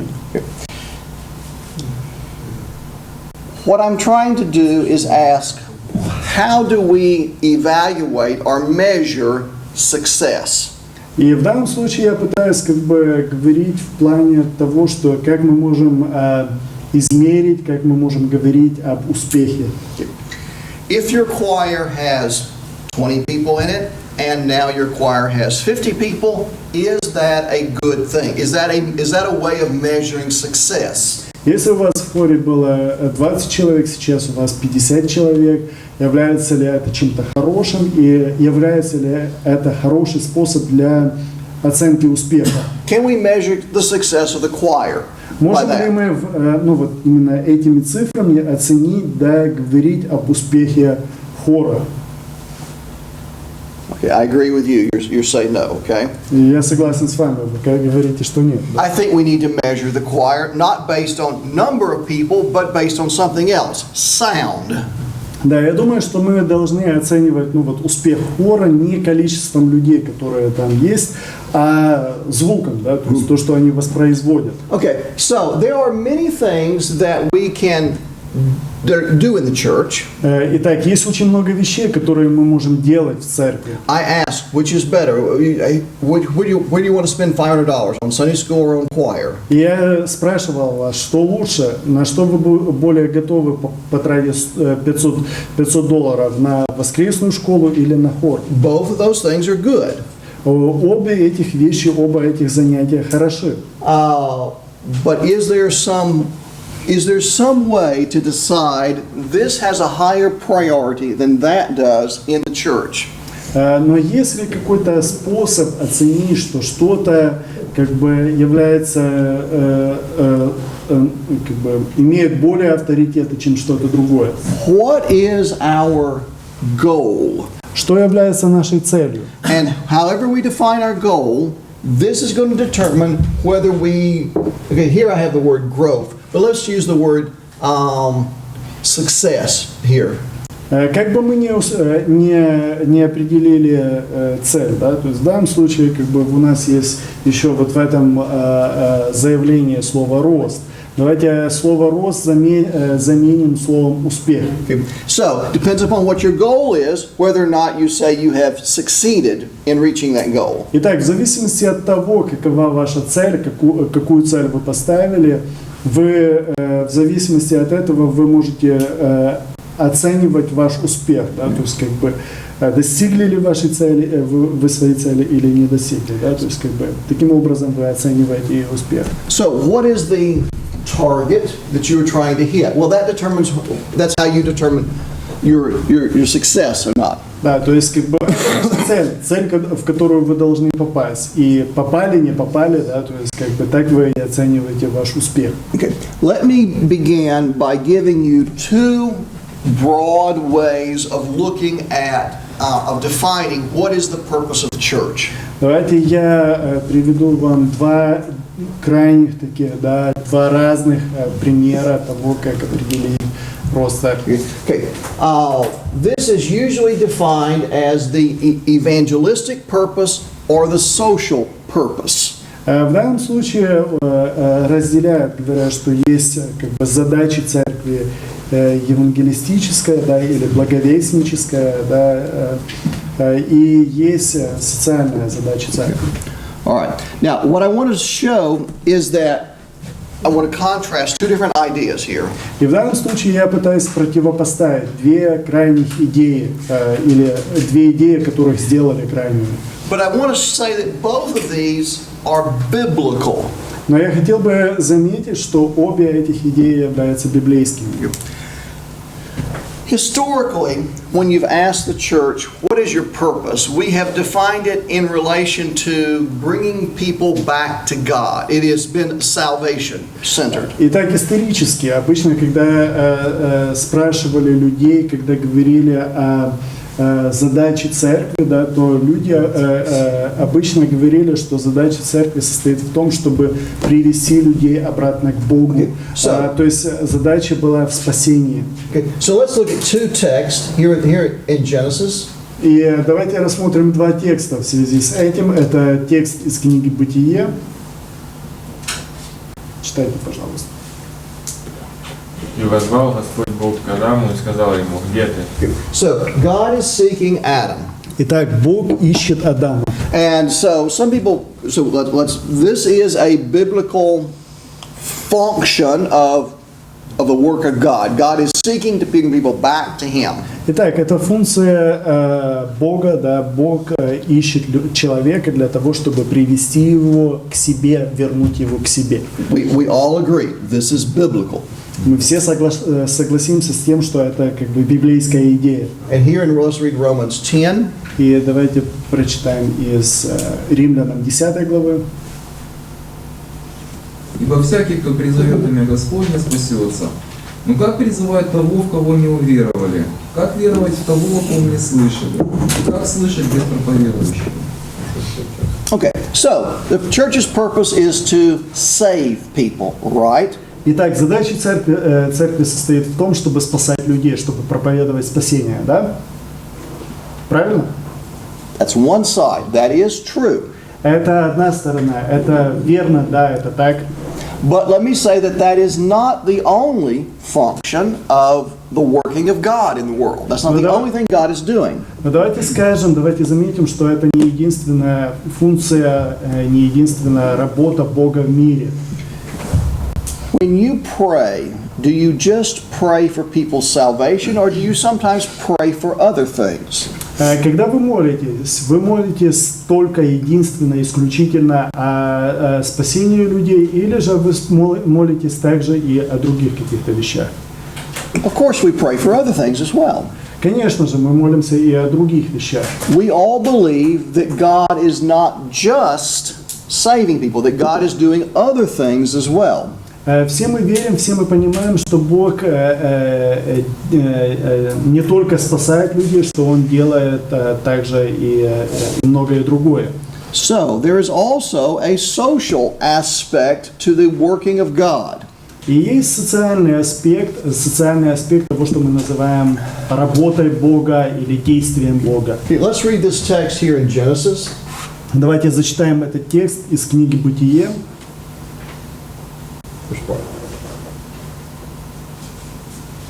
Читайте. Благословил их Бог и сказал им Бог: плодитесь, размножайтесь и наполняйте землю, и обладайте ею, и владычествуйте над рабами морскими, над рыбами морскими и над птицами небесными, и над всяким животным, пресмыкающимся по земле.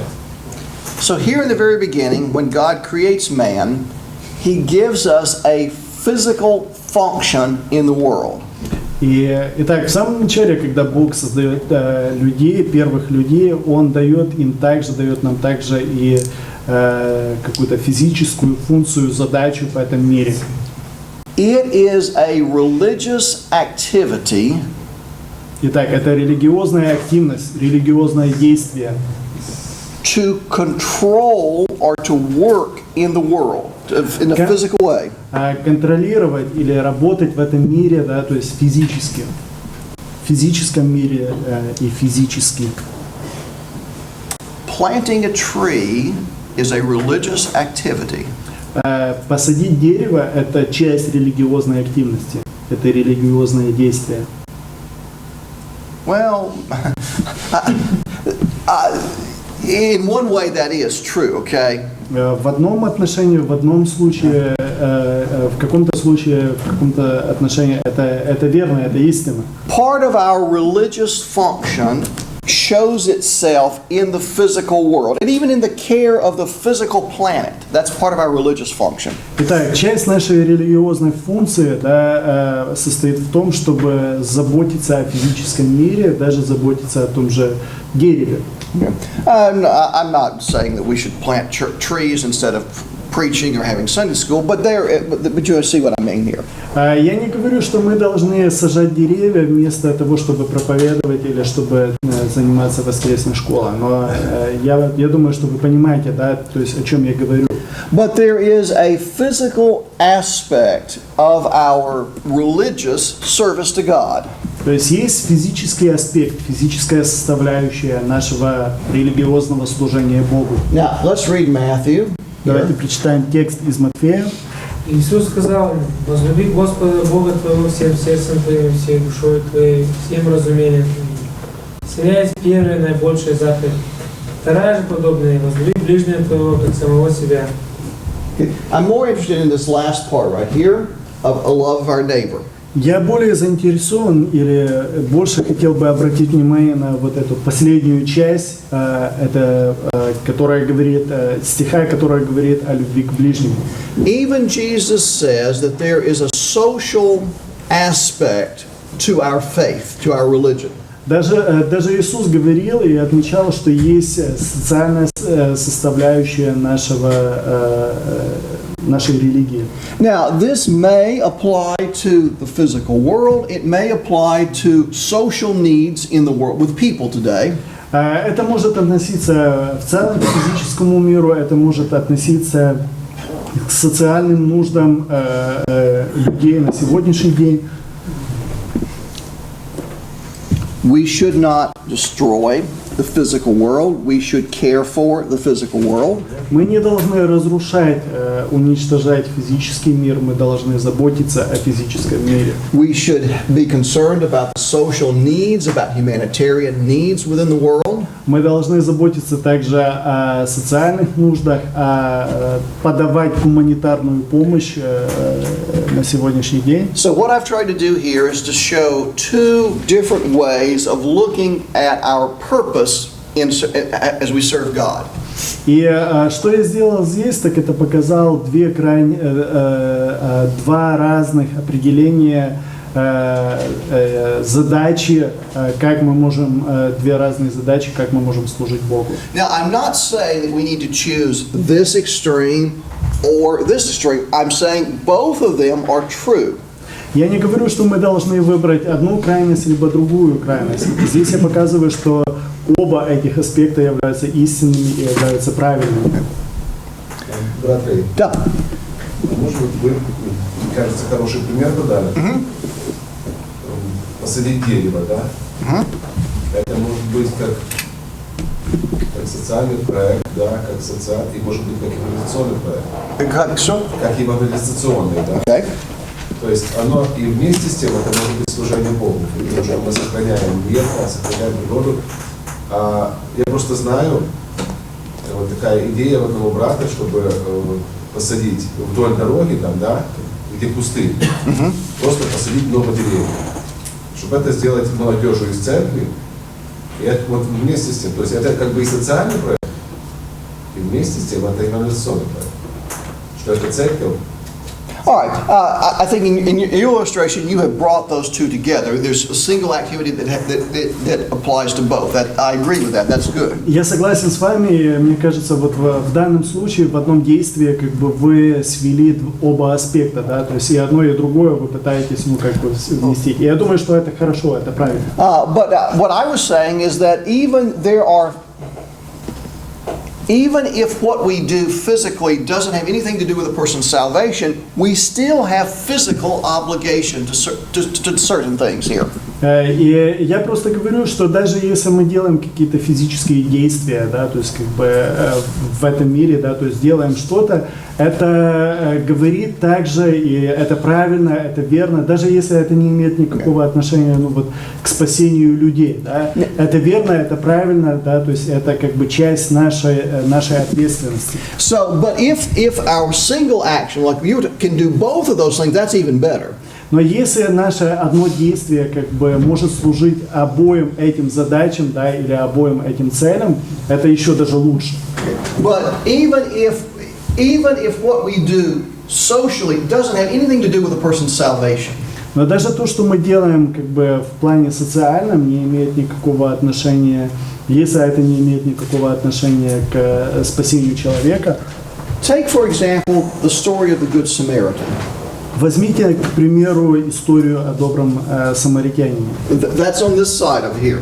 Это то, что мы можем поставить на эту сторону. The Да? Bible does not tell us that he presented the gospel to him. It doesn't tell us that he did anything for him religiously. It is completely social. Здесь не говорится, Библия не говорит нам, что ну вот как бы этот добрый самаритянин, да, то есть как бы произвел какую-то евангелизацию или еще что-то, что он еще что-то помимо сделал, помимо ну вот помощи этому человеку. Christians should not throw garbage on the ground. Христиане не должны разбрасывать мусор. All right, we should pick up garbage. That has to do with, that's the social idea up here, okay? Мы должны убирать после себя, да, то есть это то, что имеет отношение к социальному аспекту. Okay. Prokhanov, okay. He wrote that Christians should paint the fence in front of their house. Проханов говорил, что христиане должны красить заборы, которые у них возле дома. And they should plant flowers. И они должны высаживать цветы. Now, what he's talking about is this side over here. О чем он говорил, так это ну вот об этом аспекте, да, который здесь. Социальное повеление социальное. I think what Prokhanov is actually saying is that we should be a good example in the world, a positive example to the non-Christian. I think that's his motivation for saying we should paint our fence and we should plant flowers. Мне кажется, что ну, то, что он говорил, что мы должны высаживать цветы, там, красить заборы, это как бы связано с тем, что мы должны быть хорошим примером для нехристиан. But what I'm saying is even the non-Christians recognize a value in this side. Но я говорю о том, или делаю акцент на том, в данном случае, что даже нехристиане видят ценность, вес, ну вот действиям, которые относятся вот к данному аспекту, к данной составляющей. What I'm trying to say right now is that the Bible supports both of these ideas or these concepts. Я пытаюсь в данном случае показать, что Библия поддерживает оба этих понимания, обе этих концепции. We do not have to choose this one or this one. They both are true. Мы не должны выбирать эту часть или эту часть, потому что обе этих составляющих являются истинными, и они как бы являются частью Писания. Now, that does not mean that one of them is not more important than the other.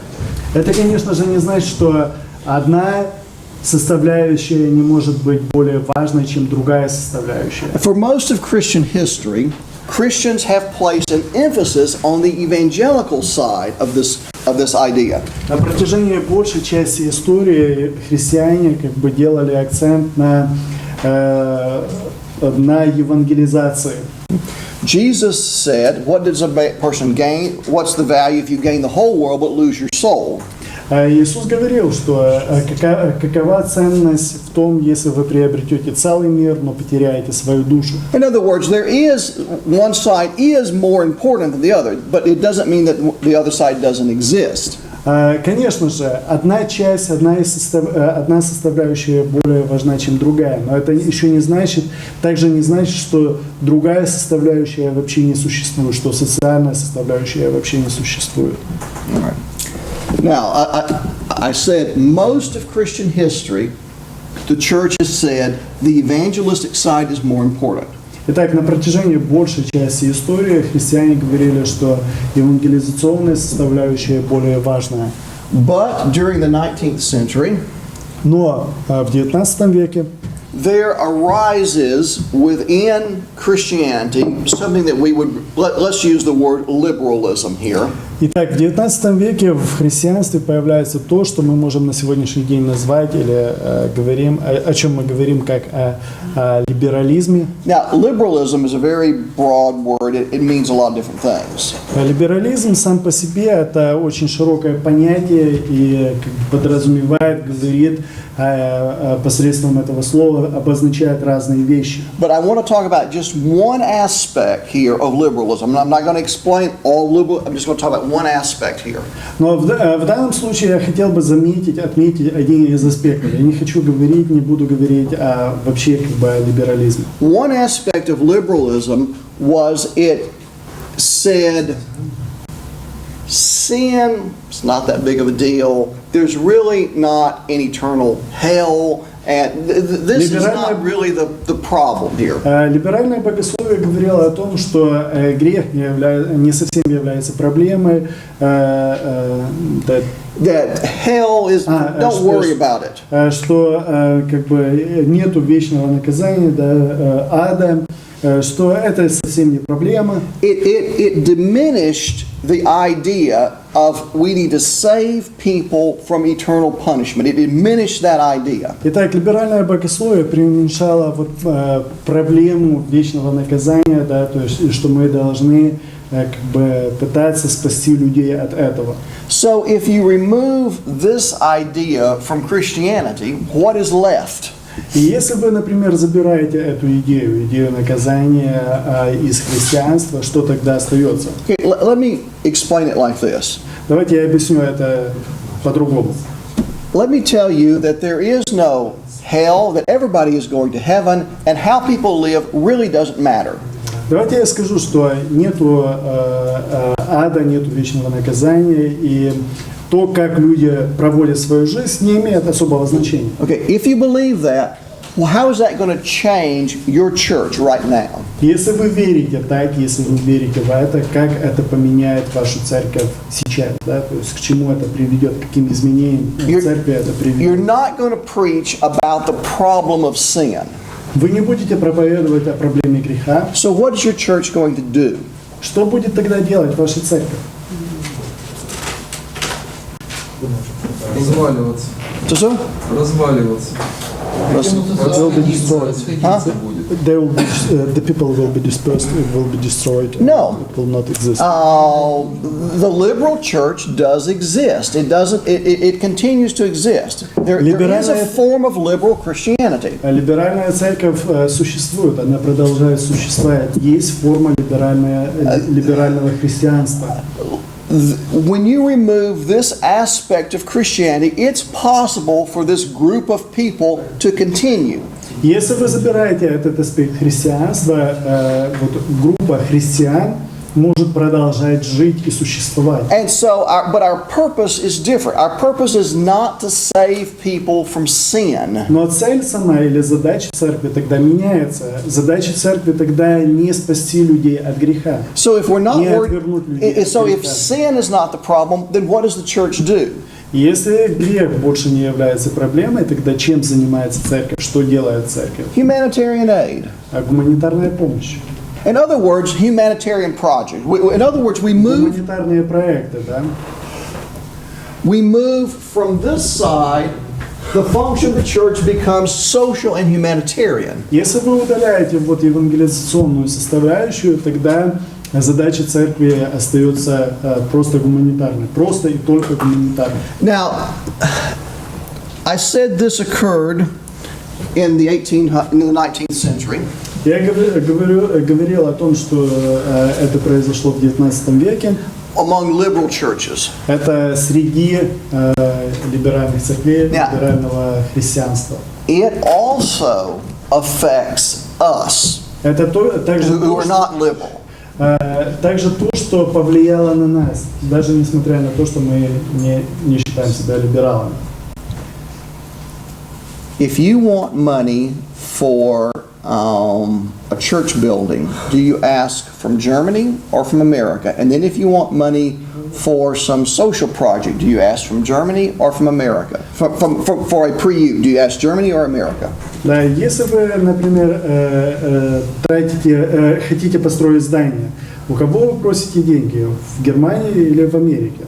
Если вы пытаетесь сделать какой-то социальный проект, где вы берете деньги? В Германии или в Америке? What I'm trying to show is that, well, different people give money to different kinds of projects based upon how they understand the function of Christianity. Так, разные люди дают деньги под разные проекты в зависимости от их понимания задачи церкви. Evangelical churches tend to give money towards things that they think will lead to evangelism. Евангельские церкви дают деньги под проекты, которые они считают ведут или являются евангелизационными. So, evangelical Christians from America are much more selective in what they will give mission money for. Евангельские христиане Америки более избирательны относительно того, под какие миссионерские проекты они дают деньги. I'm not saying Christians in Germany are liberal, but I am saying that they tend to fall more in this category than Christians in North America do. Я не говорю, что христиане в Германии являются все либеральными, да, но я говорю просто, что они более склонны как бы давать деньги, да, выделять деньги под социальные проекты больше, чем христиане Америки. So these churches do missionary activity. They do function as a church. Итак, эти церкви делают миссионерскую задачу, да, или выполняют миссионерское действие в зависимости от их понимания задачи. But their idea as to what is important, what they give money for, is different than the other side. Но их понимание того, что является важным, отличается от церквей, понимания церквей, которые находятся по другую сторону. Now, we have been affected by this idea as well. Мы также как бы подверглись влиянию вот этой идеи. Because there exists in the world, this is the idea of what Christians do. Christians do these things. Итак, потому что, скажем, как бы в мире появилось это понимание, да, то есть это то, что делают христиане. Христиане делают эти вещи, да. Christians build a приют, for example. Да, христиане могут построить приют. Christians do medical activity, medical mission activity. Христиане занимаются миссионерской медицинской помощью. Christians give humanitarian aid. Христиане дают гуманитарную помощь. They help when there's a disaster. Christians do these things. Христиане помогают, когда произошло какое-то бедствие, в случае, если произошло какое-то бедствие, да, они делают это. Okay, and so even though we are more evangelistic, we still feel a pressure in this direction. И несмотря на то, что мы являемся более как бы евангелизационно настроенными, да, мы также как бы чувствуем давление в том, чтобы делать также и социальные проекты, чтобы давать социальную помощь. So the question is one side of this more important than the other side? Поэтому вопрос состоит в следующем. Является ли одна сторона более важной, чем другая? Well, we call ourselves evangelical Christian Baptists, which means we say this side is more important. Итак, мы называем себя евангельскими христианами-баптистами, поэтому как бы даже в своем определении мы говорим, что эта часть более важна, чем противоположная. Now, that does not mean that we are all the way over here. Это еще не означает, что мы находимся вот как бы в этой крайности. But we are also not in the center where the two are equal either. We are on this side. Но мы также не находимся в центре, где мы говорим, что обе этих составляющие являются равнозначно важными. Да? Мы все же более склонны к той крайности. Now, if that's true, then that's going to affect how we use our time, how we use our resources, how we define growth. И если это так, то это, конечно же, повлияет на то, как мы используем наше время, как мы используем наши ресурсы и как мы вообще определяем идею роста. Okay, you agree? Вы согласны с этим, да? All right. If you agree Если вы согласны, that this should be larger than this, и если вы согласны, тогда это должно быть больше, чем это, да, евангелизационная составляющая больше, чем социальная. then we have a second choice to make. Если это так, то тогда у нас как бы есть еще один выбор, который мы должны предпринять, что мы должны сделать. Here is the second choice. Итак, это еще один выбор. Так что их, получается, вектор никогда не слаживается, да? То есть даже не под углом. Не бывает, значит, накладка обоих сил в одну сторону. В смысле социального И евангелизационного, евангелизационного мандата, и социального. То есть сила это никогда не складывается. чтобы как бы посередине быть, да? Да, в одну сторону. Well, certainly you could say that they are equal. Yeah, that's a possibility. Конечно же, вы можете сказать, что обе эти составляющие являются равными, да? You could say that preaching the gospel and giving somebody humanitarian aid are equally valued. That it's not any better to save somebody's soul than it is to keep them warm. You could say that. Конечно же, вы можете сказать, что как бы проповедь не является более важной или является настолько же важной, как дать помощь другому. Конечно же, вы можете сделать это. Сказать так. You could say the church should spend as much time helping people with social problems, learning to read, or with something like some social issue, as it does with teaching people about right and wrong. Those things are equally valuable. Конечно же, вы можете сказать, что церковь должна выделять одинаковое количество времени на то, чтобы проповедовать Евангелие, на то, чтобы заниматься социальной помощью, скажем, помогать людям читать и в такой же степени как бы помогать людям понимать, что правильно, что неправильно, или учить людей, что правильно, что неправильно. But if you do that, you probably ought to remove this word from the name of the denomination. Но если вы будете делать так, если вы так определите себя, тогда, скорее всего, из названия вот своей деноминации вы уберете как бы первую определяющую, первое прилагательное. This word says that for us, we say this is more important than this. Это слово, как бы, которое мы используем вот в названии деноминации, как бы говорит, показывает, что одна составляющая более важна, чем другая. Now, it doesn't mean that this is not important. It just says this is more important. Это не означает, что социальная составляющая не важна вообще. Это означает, что евангелизационная составляющая более важна. When Jesus says, "What is the value if you gain the whole world but lose your soul?" Когда Иисус говорит, что какова ценность, если вы как бы приобретете целый мир, но потеряете свою душу? We think Jesus is saying this is more important. Мы думаем, мы толкуем, да, что Иисус говорит, что эта составляющая, евангелизационная составляющая является более важной. Now, again, I want to say, we are not removing this. We're not saying this is not important. Опять же, я обращаюсь к тому, что мы не удаляем вот эту составляющую, не говорим, что это то, что не важно вообще.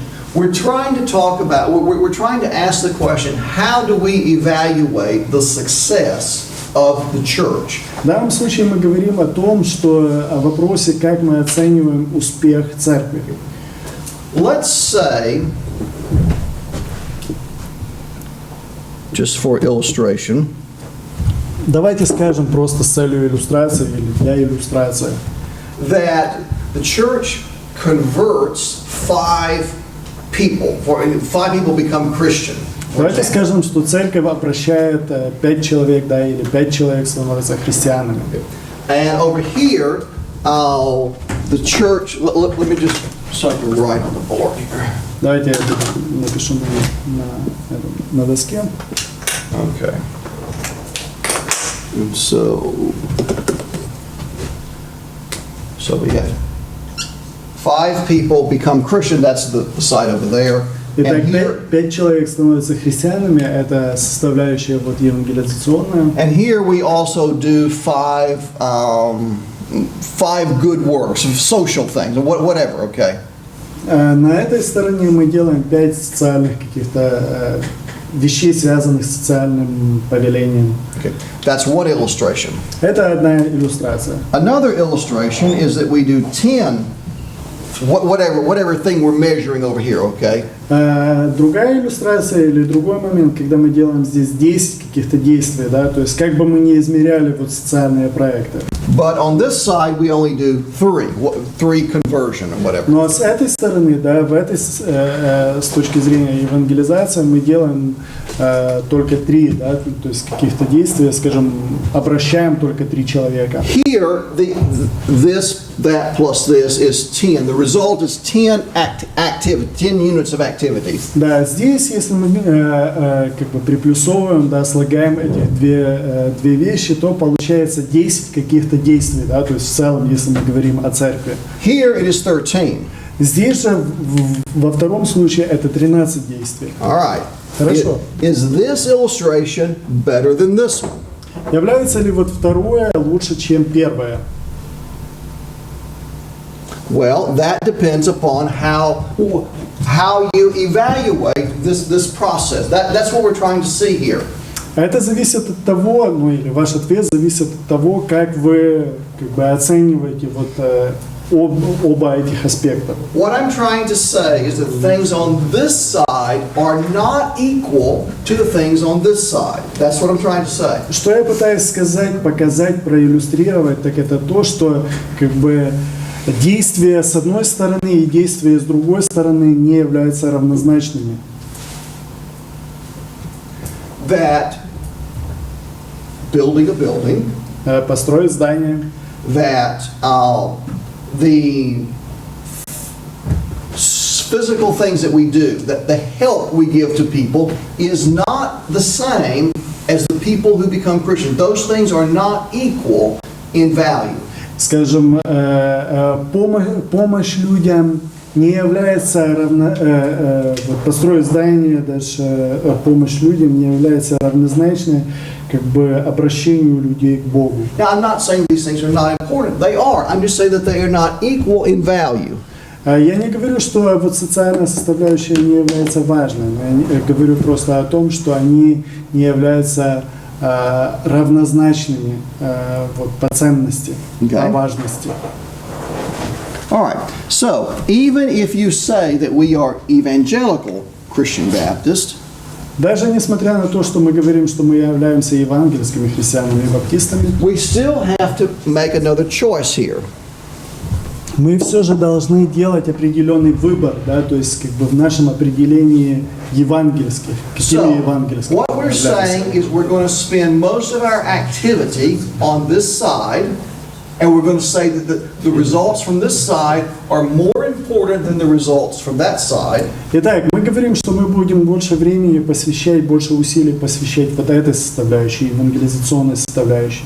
И это действия, которые являются более важными, чем социальные действия. But now we have to ask another question here. Но сейчас мы переходим к другому вопросу. We're going to spend most of our energy and our activity in the church here. We say this is most important. Итак, мы будем больше времени и больше усилий прилагать к выполнению вот именно этой активности, этим действиям, евангелизации. Now we have to ask, how do we evaluate the result of that activity? Сейчас мы задаемся вопросом, как мы можем определить, как мы можем оценить результат наших действий, нашей активности. Here we have two ways of evaluating that. У нас есть два способа, как мы можем оценивать. This has to, let's use the word, let's just change this mission of жатва to result. Давайте изменим вот миссия жатвы на результат, на слово, на идею результата. And let's change this down here to the word busy. Давайте изменим второе просто на занятость, на слово занятость. Быть занятым, да, заниматься чем-то. And let me illustrate these two different ideas in this way. И давайте я проиллюстрирую вот в чем состоит разница между этими идеями. This first idea is I preached 4 sermons instead of 2 sermons. К первому относится, например, я сказал проповедь 4 раза вместо 2 раз.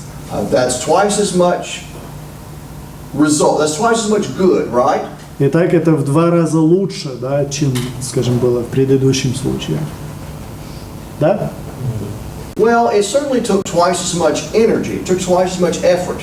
Конечно же, я затратил в 2 раза больше энергии, усилий приложил в 2 раза больше. All right, that has to do. I'm sorry. I'm sorry. 2 sermons down here. Простите, ко второму относится 2 проповеди, да? I was busy. I was busy twice as much. И я был как бы занятым, да, то есть в 2 раза больше, чем если бы я проповедовал дважды. Well, how do you know that 4 is better than 2? I agree you were twice as busy. Но как вы можете сказать, как вы можете определить, на основании чего вы говорите, что 4 лучше, чем 2, да? То есть, как бы, конечно же, я был в 2 раза больше занят. If what you're measuring is how busy, how much activity, how much energy, then that's correct. Если вы измеряете просто свою занятость, насколько вы заняты были чем-то, тогда да, тогда это правильно. But what about if you're trying to measure result? Но что если мы пытаемся измерить результат, да, результат нашей деятельности? The question is not how many sermons did you preach, but what was the result of what you did. Да, и в данном случае мы измеряем не сколько много, сколько проповедей вы сказали, а что было результатом того, что вы сделали. So very often we spend time doing things and we measure what we did, but we do not measure the result of what we did. Очень часто мы как бы очень много времени посвящаем тому, чтобы делать разные действия, да, и мы измеряем наш успех именно количеством сделанных действий, но не измеряем того, что мы сделали, да, то есть по результату того, что к чему это привело, к чему привели наши действия. So this idea of being busy is the idea of searching for lost sheep.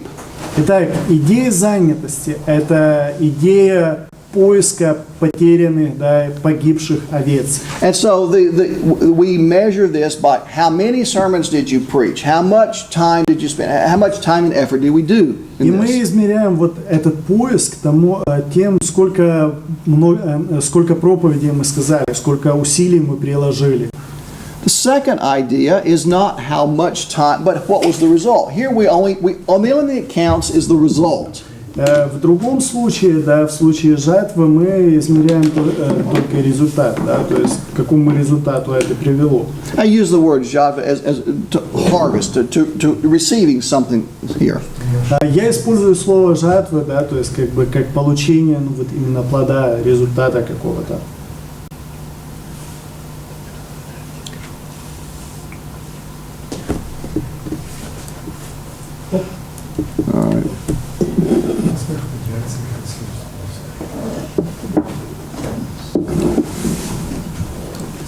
Our job is just to do it. God will give the results, right?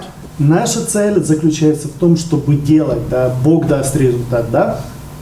We shouldn't worry about the results. Мы не должны беспокоиться, мы не должны думать о результате. Должны думать. I think Jesus did say we should worry about results. That's right. Я думаю, да, что Иисус говорил, что мы должны беспокоиться, мы должны думать о результате. Jesus says if you don't have result in this city, shake the dust off your feet and go to that one over there. Иисус говорил, что если у вас не будет результата в этом городе, тогда отряхните прах, да, то есть и пойдите в другой город. Jesus says that we should count, we should measure result, not just activity. In fact, we should measure result, not just activity. Иисус, да, говорил, что мы должны измерять результат, а не просто нашу активность, наши действия.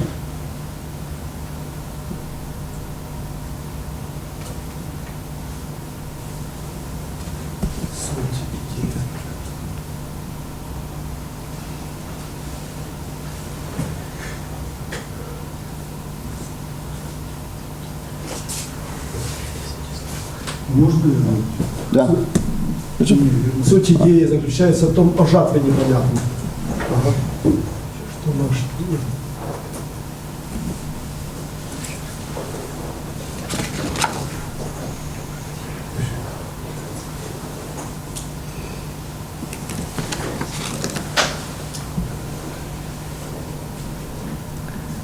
Remember our definition of church growth, that we have measurements and evaluation. Вы помните наше определение роста церкви? У нас есть измерение, у нас есть оценка того, что происходит. Well, what are we measuring and how do we evaluate? Some things are more important than other things. Как мы измеряем, как мы оцениваем, что одно является более важным, чем другое?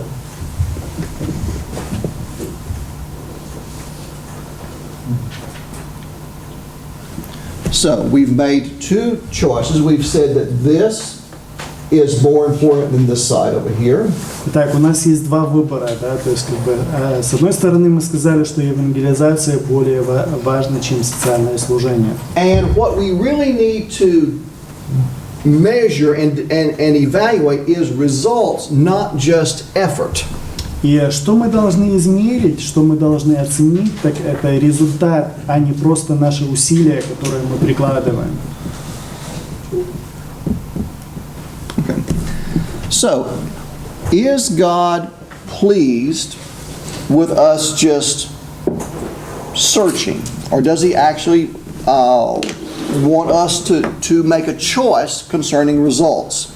Является ли, доволен ли Бог тем, что мы просто ищем, да, что мы прилагаем усилия, или же Он желает от нас какого-то результата? Does God in some way hold us responsible for result? Считает ли Бог нас ответственными за результат, да, то есть есть Он или нет? Now, you need to be careful with that question here. Мы должны быть очень осторожными по поводу этого вопроса. I'm not saying that the result, this person became a Christian, for example, is because of my effort instead of the working of God. I'm not saying that. Я не говорю, что результат, да, то есть результат, что один человек стал христианином, как бы это следствие моих усилий, да, я не говорю этого. I'm not saying that I produce the result instead of God. I'm not saying that. Я не говорю, что я произвел этот результат, а не Бог. Я не об этом. But what I am saying is that God does work and bless in some situations differently than He works and blesses in other situations. Но я говорю, что Бог работает и благословляет в одной ситуации по-другому, да, по-иному, чем Он работает и благословляет в какой-то другой ситуации. And so I'm asking, should that result affect what I do? And the answer is yes. Итак, вопрос. Должен ли результат влиять на то, что я делаю, как я делаю? И ответ на этот вопрос будет да. Или я говорю, что да, я должен обращать внимание на это. Should the number of people who are found have any effect upon how I do my work for God? Должно ли количество людей, которые как бы обратились, влиять на то, как я выполняю свою работу? If the people in this city don't listen, should I shake the dust off my feet and go to the next city or not? Если люди в этом городе не слушают, должен ли я отряхнуть пыль и пойти в другой город? Или же нет?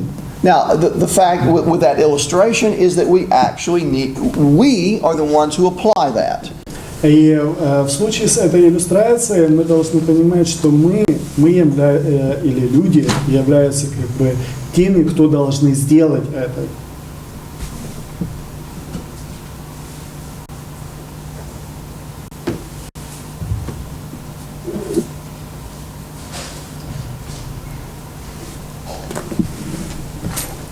How would you answer this question right here? Как бы вы ответили на вот этот вопрос под пунктом 5? Каков баланс между участием Бога и участием человека в росте церкви? Что? These are just saying the same thing here, okay? Третий, четвертый говорят о том же, что и в первом, втором. Пятый. I'm asking you, how do you answer this? Это вопрос к вам, да, то есть как вы ответите на этот вопрос, да, каков баланс? Одинаково. Что? Но одинаково. Бог работает через человека, а человек передает. All right, that's true. Да, это верно. But all right, so you agree God gives the energy, God does the work, okay? То есть вы говорите о том, что Бог дает энергию, Бог делает, производит какую-то работу, труд. But the point I'd like for you to see here is that God does not do that in the same way in every situation. Но в данном случае я также говорю о том, что Бог делает это не в такой же степени в каждой из ситуаций. And so, if I'm preaching in this city, for example, and there's no result, and Jesus says, shake the dust off your feet and go here, what is he saying? И если, например, я делаю это в одном городе и нету результата, Иисус говорит, что отряхни пыль и иди в другой город. О чем же говорится здесь? Что должно быть? Что должно последовать? What Jesus is telling us is evaluate where or how God is blessing and work in that area. Иисус говорит, оцените, да, то есть каким образом Бог работает в той или иной ситуации, и как бы идите и работайте там.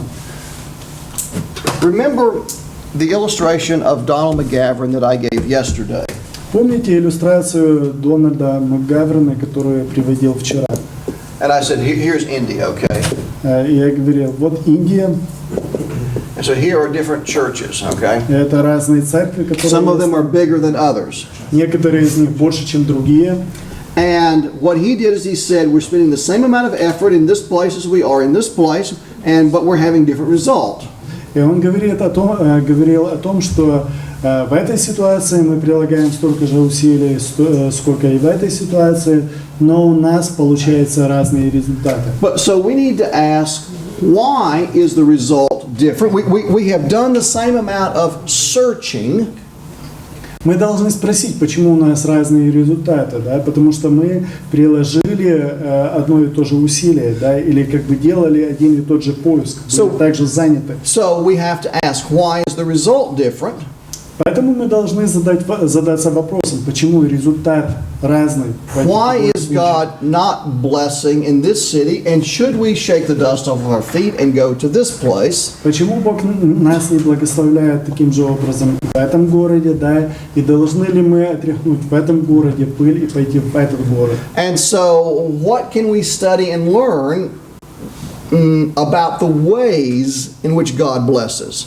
Чему мы можем научиться, что мы можем узнать вот из этой ситуации, как работает Бог и каким образом Он благословляет? Now, I'm not saying that if your church is not going very well, that you should leave that and go somewhere else. I'm not saying that. Okay? Я не говорю, что если ваша церковь особо не растет, что вы должны оставить эту местность и просто уйти оттуда в другое место. What I'm trying to say is don't apply that on a church level. Apply that on the level of the activities that you do. If God does not bless me in this activity, maybe I should try something else. То есть не применяйте эту идею по поводу церкви или в отношении церкви, но применяйте эту идею в отношении активности, да, или действий, которые вы делаете в церкви. Да, если одно не работает, может быть, я должен попытаться сделать что-то другое. So let me, instead of saying shake the dust off of your feet and go to a different city, stop doing this activity and do a different activity. That's the application we'll say. Скажем, я бы сказал, что вместо того, что отряхните пыль, да, и перестаньте работать здесь и пойдите в другой город, я бы сказал, прекратите заниматься тем, чем вы занимаетесь, и займитесь чем-то другим, что будет как бы производить определенный результат. Let me give you some examples here. Давайте я приведу некоторые примеры здесь. We're not going to read each of these texts, but I want to use this as an illustration. Мы не будем читать все эти тексты, но я хотел бы привести их в качестве иллюстрации. Here's an example of fishing. What is important? Throwing out your net or actually the fish that you get? Итак, это пример из рыбной ловли. Что важно? Это забросить сеть или же вытянуть рыбу? Okay. I think so. All right. Here is another illustration of what is important, that there's a big table with food or that there's people at that's what's important. Другая иллюстрация. Что более важно? Чтобы было очень много еды на столе или чтобы были люди, которые бы ели эту еду? So the fact that there's a table, the fact that it's available is not as important as the fact that there's people actually there. That's what's important here. Сам факт, что как бы есть еда доступна, не настолько важен, как тот факт, что есть люди, которые могут, для которых она приготовлена, которые могут ее употребить. Here's another example: throwing out seed. Еще один пример – это сеяние семени. What's important? How many seeds you throw out, or does it matter where they land? Does that matter? То есть, что более важно, сколько семян вы бросите, или же где эти семена, куда эти семена падут? Another illustration. Еще одна иллюстрация. Here's a beautiful fig tree. Это красивая смоковница. Lots of beautiful leaves. Очень много красивых листьев. But what is important? Well, does it have any fruit on it? Но что более важно? Важно в данном случае, если плоды на этом дереве. I have one of these, okay? У меня есть вот фиговое дерево. And the seminary has one of these kind right here in the Bible. One of these biblical ones, okay? Да, и в семинарии есть также фиговое дерево. It's beautiful. It's got lots of leaves. The problem is it just doesn't have any fruit on it here. Да, есть как бы красивое дерево, на котором много листьев красивых, но проблема в том, что нету плодов. So what should we do? Итак, что мы должны сделать тогда? Или что нам? You know the seminary actually has one of these, right? Вы знаете, да, что в семинарии есть смоковница? A big, beautiful one, right to the left side of the door when you go in. Да, Okay? вот это здание, мужской корпус, да, там с левой стороны от мужского корпуса есть смоковница. It's very beautiful during the summer, but it doesn't have any fruit on it. Красивая смоковница, в особенности летом. Там больше как куст она растет. All right. What's important? Looking for sheep or finding the sheep? Что более важно? Искать овцу или вообще найти овцу? Или искать овец или найти овец? What's important? Looking for the coin or finding the coin? Что более важно? Искать монету потерянную или же найти эту монету? Jesus speaks about a field that is ripe for harvest. That's what we need to notice and pay attention to. Иисус говорит о поле, которое уже созрело для жатвы. Это то, что важно, и то, чего мы должны искать. And here's the text that I've referred to where Jesus says, go where there can be result.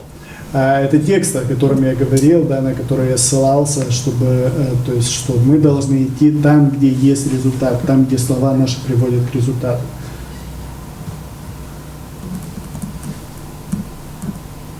And here is an example where Paul actually applies that idea. И здесь у нас есть пример, который применяет, пример, как Павел применяет эти слова.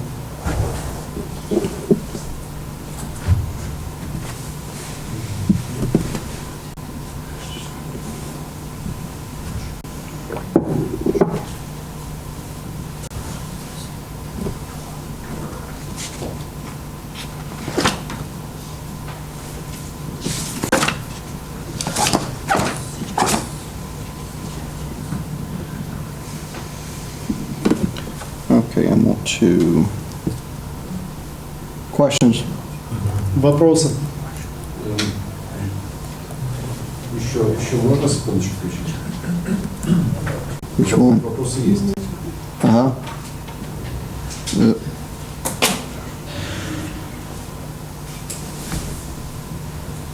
Иди. Этот слайд? Хорошо.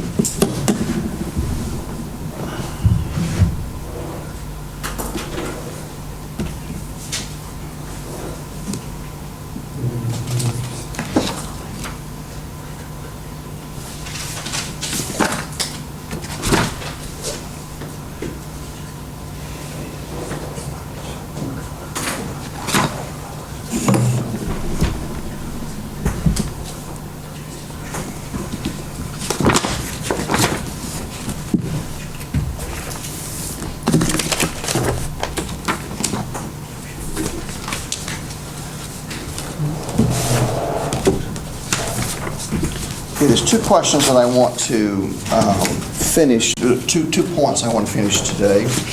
Так, есть два пункта, два момента, на которых я хотел бы закончить. Есть вопрос. Да, прошу.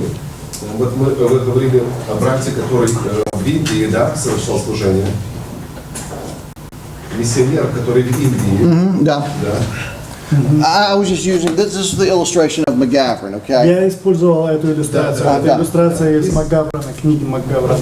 Да, есть просто, мы знаем другой пример, да, мать Тереза, которая работала и очень долгое время трудилась в Индии. Да, и мы знаем, какой великий, да, был после ее служения, какой результат от того труда, который она совершала. Okay, all right, let me make a distinction between two things here. Давайте я проведу некоторые различия между двумя вещами. Okay. In this illustration of McGavran, what he is doing is at one period of time, in one situation, he is comparing this to this. Итак, что делает Макгавран? Это в определенный момент времени, на определенном этапе он сравнивает одну церковь с другой церковью. We spend the same amount of time, we spend the same amount of resources here as we do here. Итак, мы тратим то же самое количество времени, то же самое количество ресурсов здесь и здесь. Да? In other words, in these two situations, there are things that are equal, but the result is not equal. Итак, в этих двух случаях как бы есть вещи, которые являются равными, но результат не равен, да? Ну, как бы не одинаков. And so what McGavran is saying is if everything is equal except for the result, then you need to ask, why is the result different? That's what you need to do. И Макгавран говорит, что если в обоих случаях как бы все является равнозначным, одинаковым, да, то есть кроме или помимо результата, тогда мы должны задаться вопросом, почему это так. Now, so he is comparing things that are equal. Итак, он сравнивает вещи, которые являются равными, Now, измеряемыми. in my church, I do this, it takes a certain amount of my time, and I do this, it takes an equal amount of my time. One of them produces more result than the other. So therefore, I should spend more time doing what produces result. Итак, скажем, в своей церкви, например, я делаю одно и как бы уделяю как бы определенное количество усилий или прилагаю определенное количество усилий, и это приводит к определенному результату. Я делаю другое действие, столько же усилий, и это приводит к другому результату. И если, например, в одном случае больше результата, тогда, может быть, я должен как бы делать это действие больше, заниматься этой активностью больше для того, чтобы это производило больше результата. That is different than what you just mentioned. Это немножко отличается от того, о чем вы говорите. I understand I'm going to use a different color here. A different person working here might have is a different situation. И другой человек, скажем, работает здесь, да, то есть как бы и у него совершенно другая иная ситуация. And we do not know what the future result of this work is going to be. I understand that. И мы не знаем, каков результат, к какому результату это приведет в будущем. И я понимаю это. I gave you the example of the two churches where I was a pastor in America. Я приводил пример двух церквей, да, в которых я был пастором в Америке. In this first church, this older church, I don't know what might happen there in 5 years or in 10 years. Вот в этой церкви более старой, да, то есть как бы я не знал, что может произойти там через 5-10 лет. I don't know what might be the future result of this activity. Я не знал, что может быть как бы результатом в будущем вот определенной какой-то активности, определенного действия. But when Jesus says, if you don't have result in this city, go somewhere else, what he is saying is compare these two things which are equal, which is what McGavran was doing. Equal in time. Когда Иисус говорил, что если вас не принимают в одном городе, идите в другой, он говорил о вещах, которые являются, ну, как бы измеряемыми и равнозначными, да, то есть то, что делал Макгавран, когда он пытался изучать различные церкви. Some activities, some actions can be compared to others and some cannot. Некоторые действия, некоторые активности могут быть, можно сравнить с другими, другие же нельзя сравнить. Okay, if I'm working here in this church and I'm doing these 5 things, I can probably compare one of these things I can probably compare them one to the other. Если я, например, работаю в этой церкви, я занимаюсь этими 5 служениями, тогда, может быть, я могу сравнить одно с другим. I may be able to say, this is more effective, therefore I should spend more time here. Я могу сказать, что это действие является более эффективным, и, может быть, я больше времени должен уделять именно этому действию. That is a fair comparison. Это как бы честное сравнение, да, можно честно сравнить. But what is not fair is for me to compare what I'm doing to what you are doing there. Но что нечестно может быть, это если я начну сравнивать как бы свои действия с вашими действиями. So because your situation is different, so you see the difference there. Потому что ваша ситуация может быть совершенно другой, да, и как бы вы видите, да, в чем разница. Is that the question? Или? Я имею в виду немножко другое. А что? Я имею в виду другое, что в той среде там больше, мне кажется, действует социальное, чем евангелизационное служение. Okay.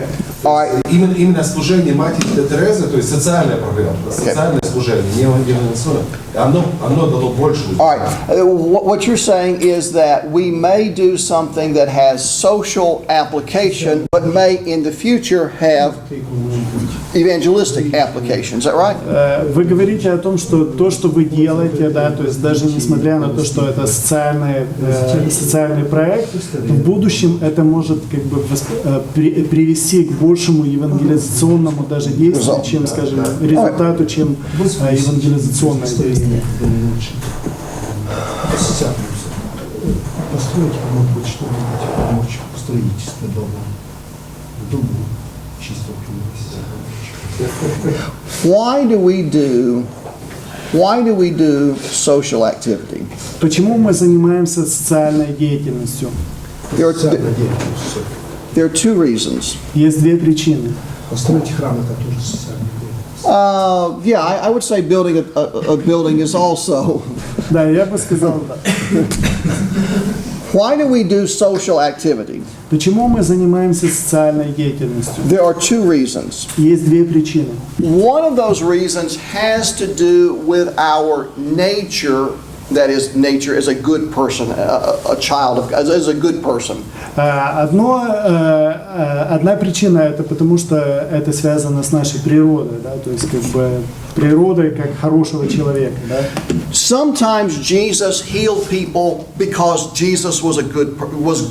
Sometimes he did it because it was a good thing. Иногда Иисус исцелял людей, потому что Он был хорошим, да, и потому что это действие само по себе было хорошим. Sometimes we do good, sometimes we're the good Samaritan just because of who we are. It has nothing to do with bringing that person to God or not. It's just the right thing to do. Иногда мы делаем какие-то хорошие вещи, как, скажем, делал тот же добрый самаритянин, потому что само по себе это хорошее действие. Это может не иметь никакого отношения как бы к тому, чтобы там приводить людей в этом случае. We plant a tree or we pick up garbage because that's the right thing to do, not because it has anything to do with salvation. Мы садим дерево, да, там убираем мусор, потому что это само по себе хорошо, да, и это может не иметь связи, отношения к идее спасения. But there's another reason. Here's the other reason. Но есть и другая причина. Sometimes we do good things so that we have an evangelistic result. Иногда мы делаем хорошие действия для того, чтобы эти действия привели именно к евангелизационному, евангелистическому результату. We do this, but Или в качестве благовестия. we do this because we have the motive of evangelism. Мы делаем это, потому что мотив, который нас, или то, что подвигает нас к этому, это евангелизационный мотив. Let me use the example of sports or football. Давайте я буду использую в данном случае пример спорта, да, или футбола. In the church, we may have something that does sports or football. Why? В церкви, например, мы занимаемся, есть служение спорта, да, или футбол. This is certainly Почему мы это делаем? This is certainly in the category of social, all right? Конечно же, это стоит в категории социальных проектов, социальной деятельности. But the reason, the motive for that is so that we can reach people with the gospel. Но причина или мотив, который есть у нас, это чтобы достичь людей Евангелием. Sometimes Jesus fed people because they were hungry. Sometimes Jesus fed the 5,000 so he could then preach to them. Иногда Иисус кормил людей только потому, что они были голодны. Иногда Он кормил, скажем, тех же 5000 для того, чтобы впоследствии благовествовать им. And so I think we need to recognize we have both of those motivations. Я думаю, что мы должны признать, что у нас есть и та, и другая, ну или должна быть и та, и другая мотивация для того, чтобы делать что-то. And so sometimes a social activity actually is done for the purpose of evangelism. Иногда социальная деятельность производится для того, чтобы это имело евангелизационное действие, воздействие на людей. Let's pray. Давайте помолимся.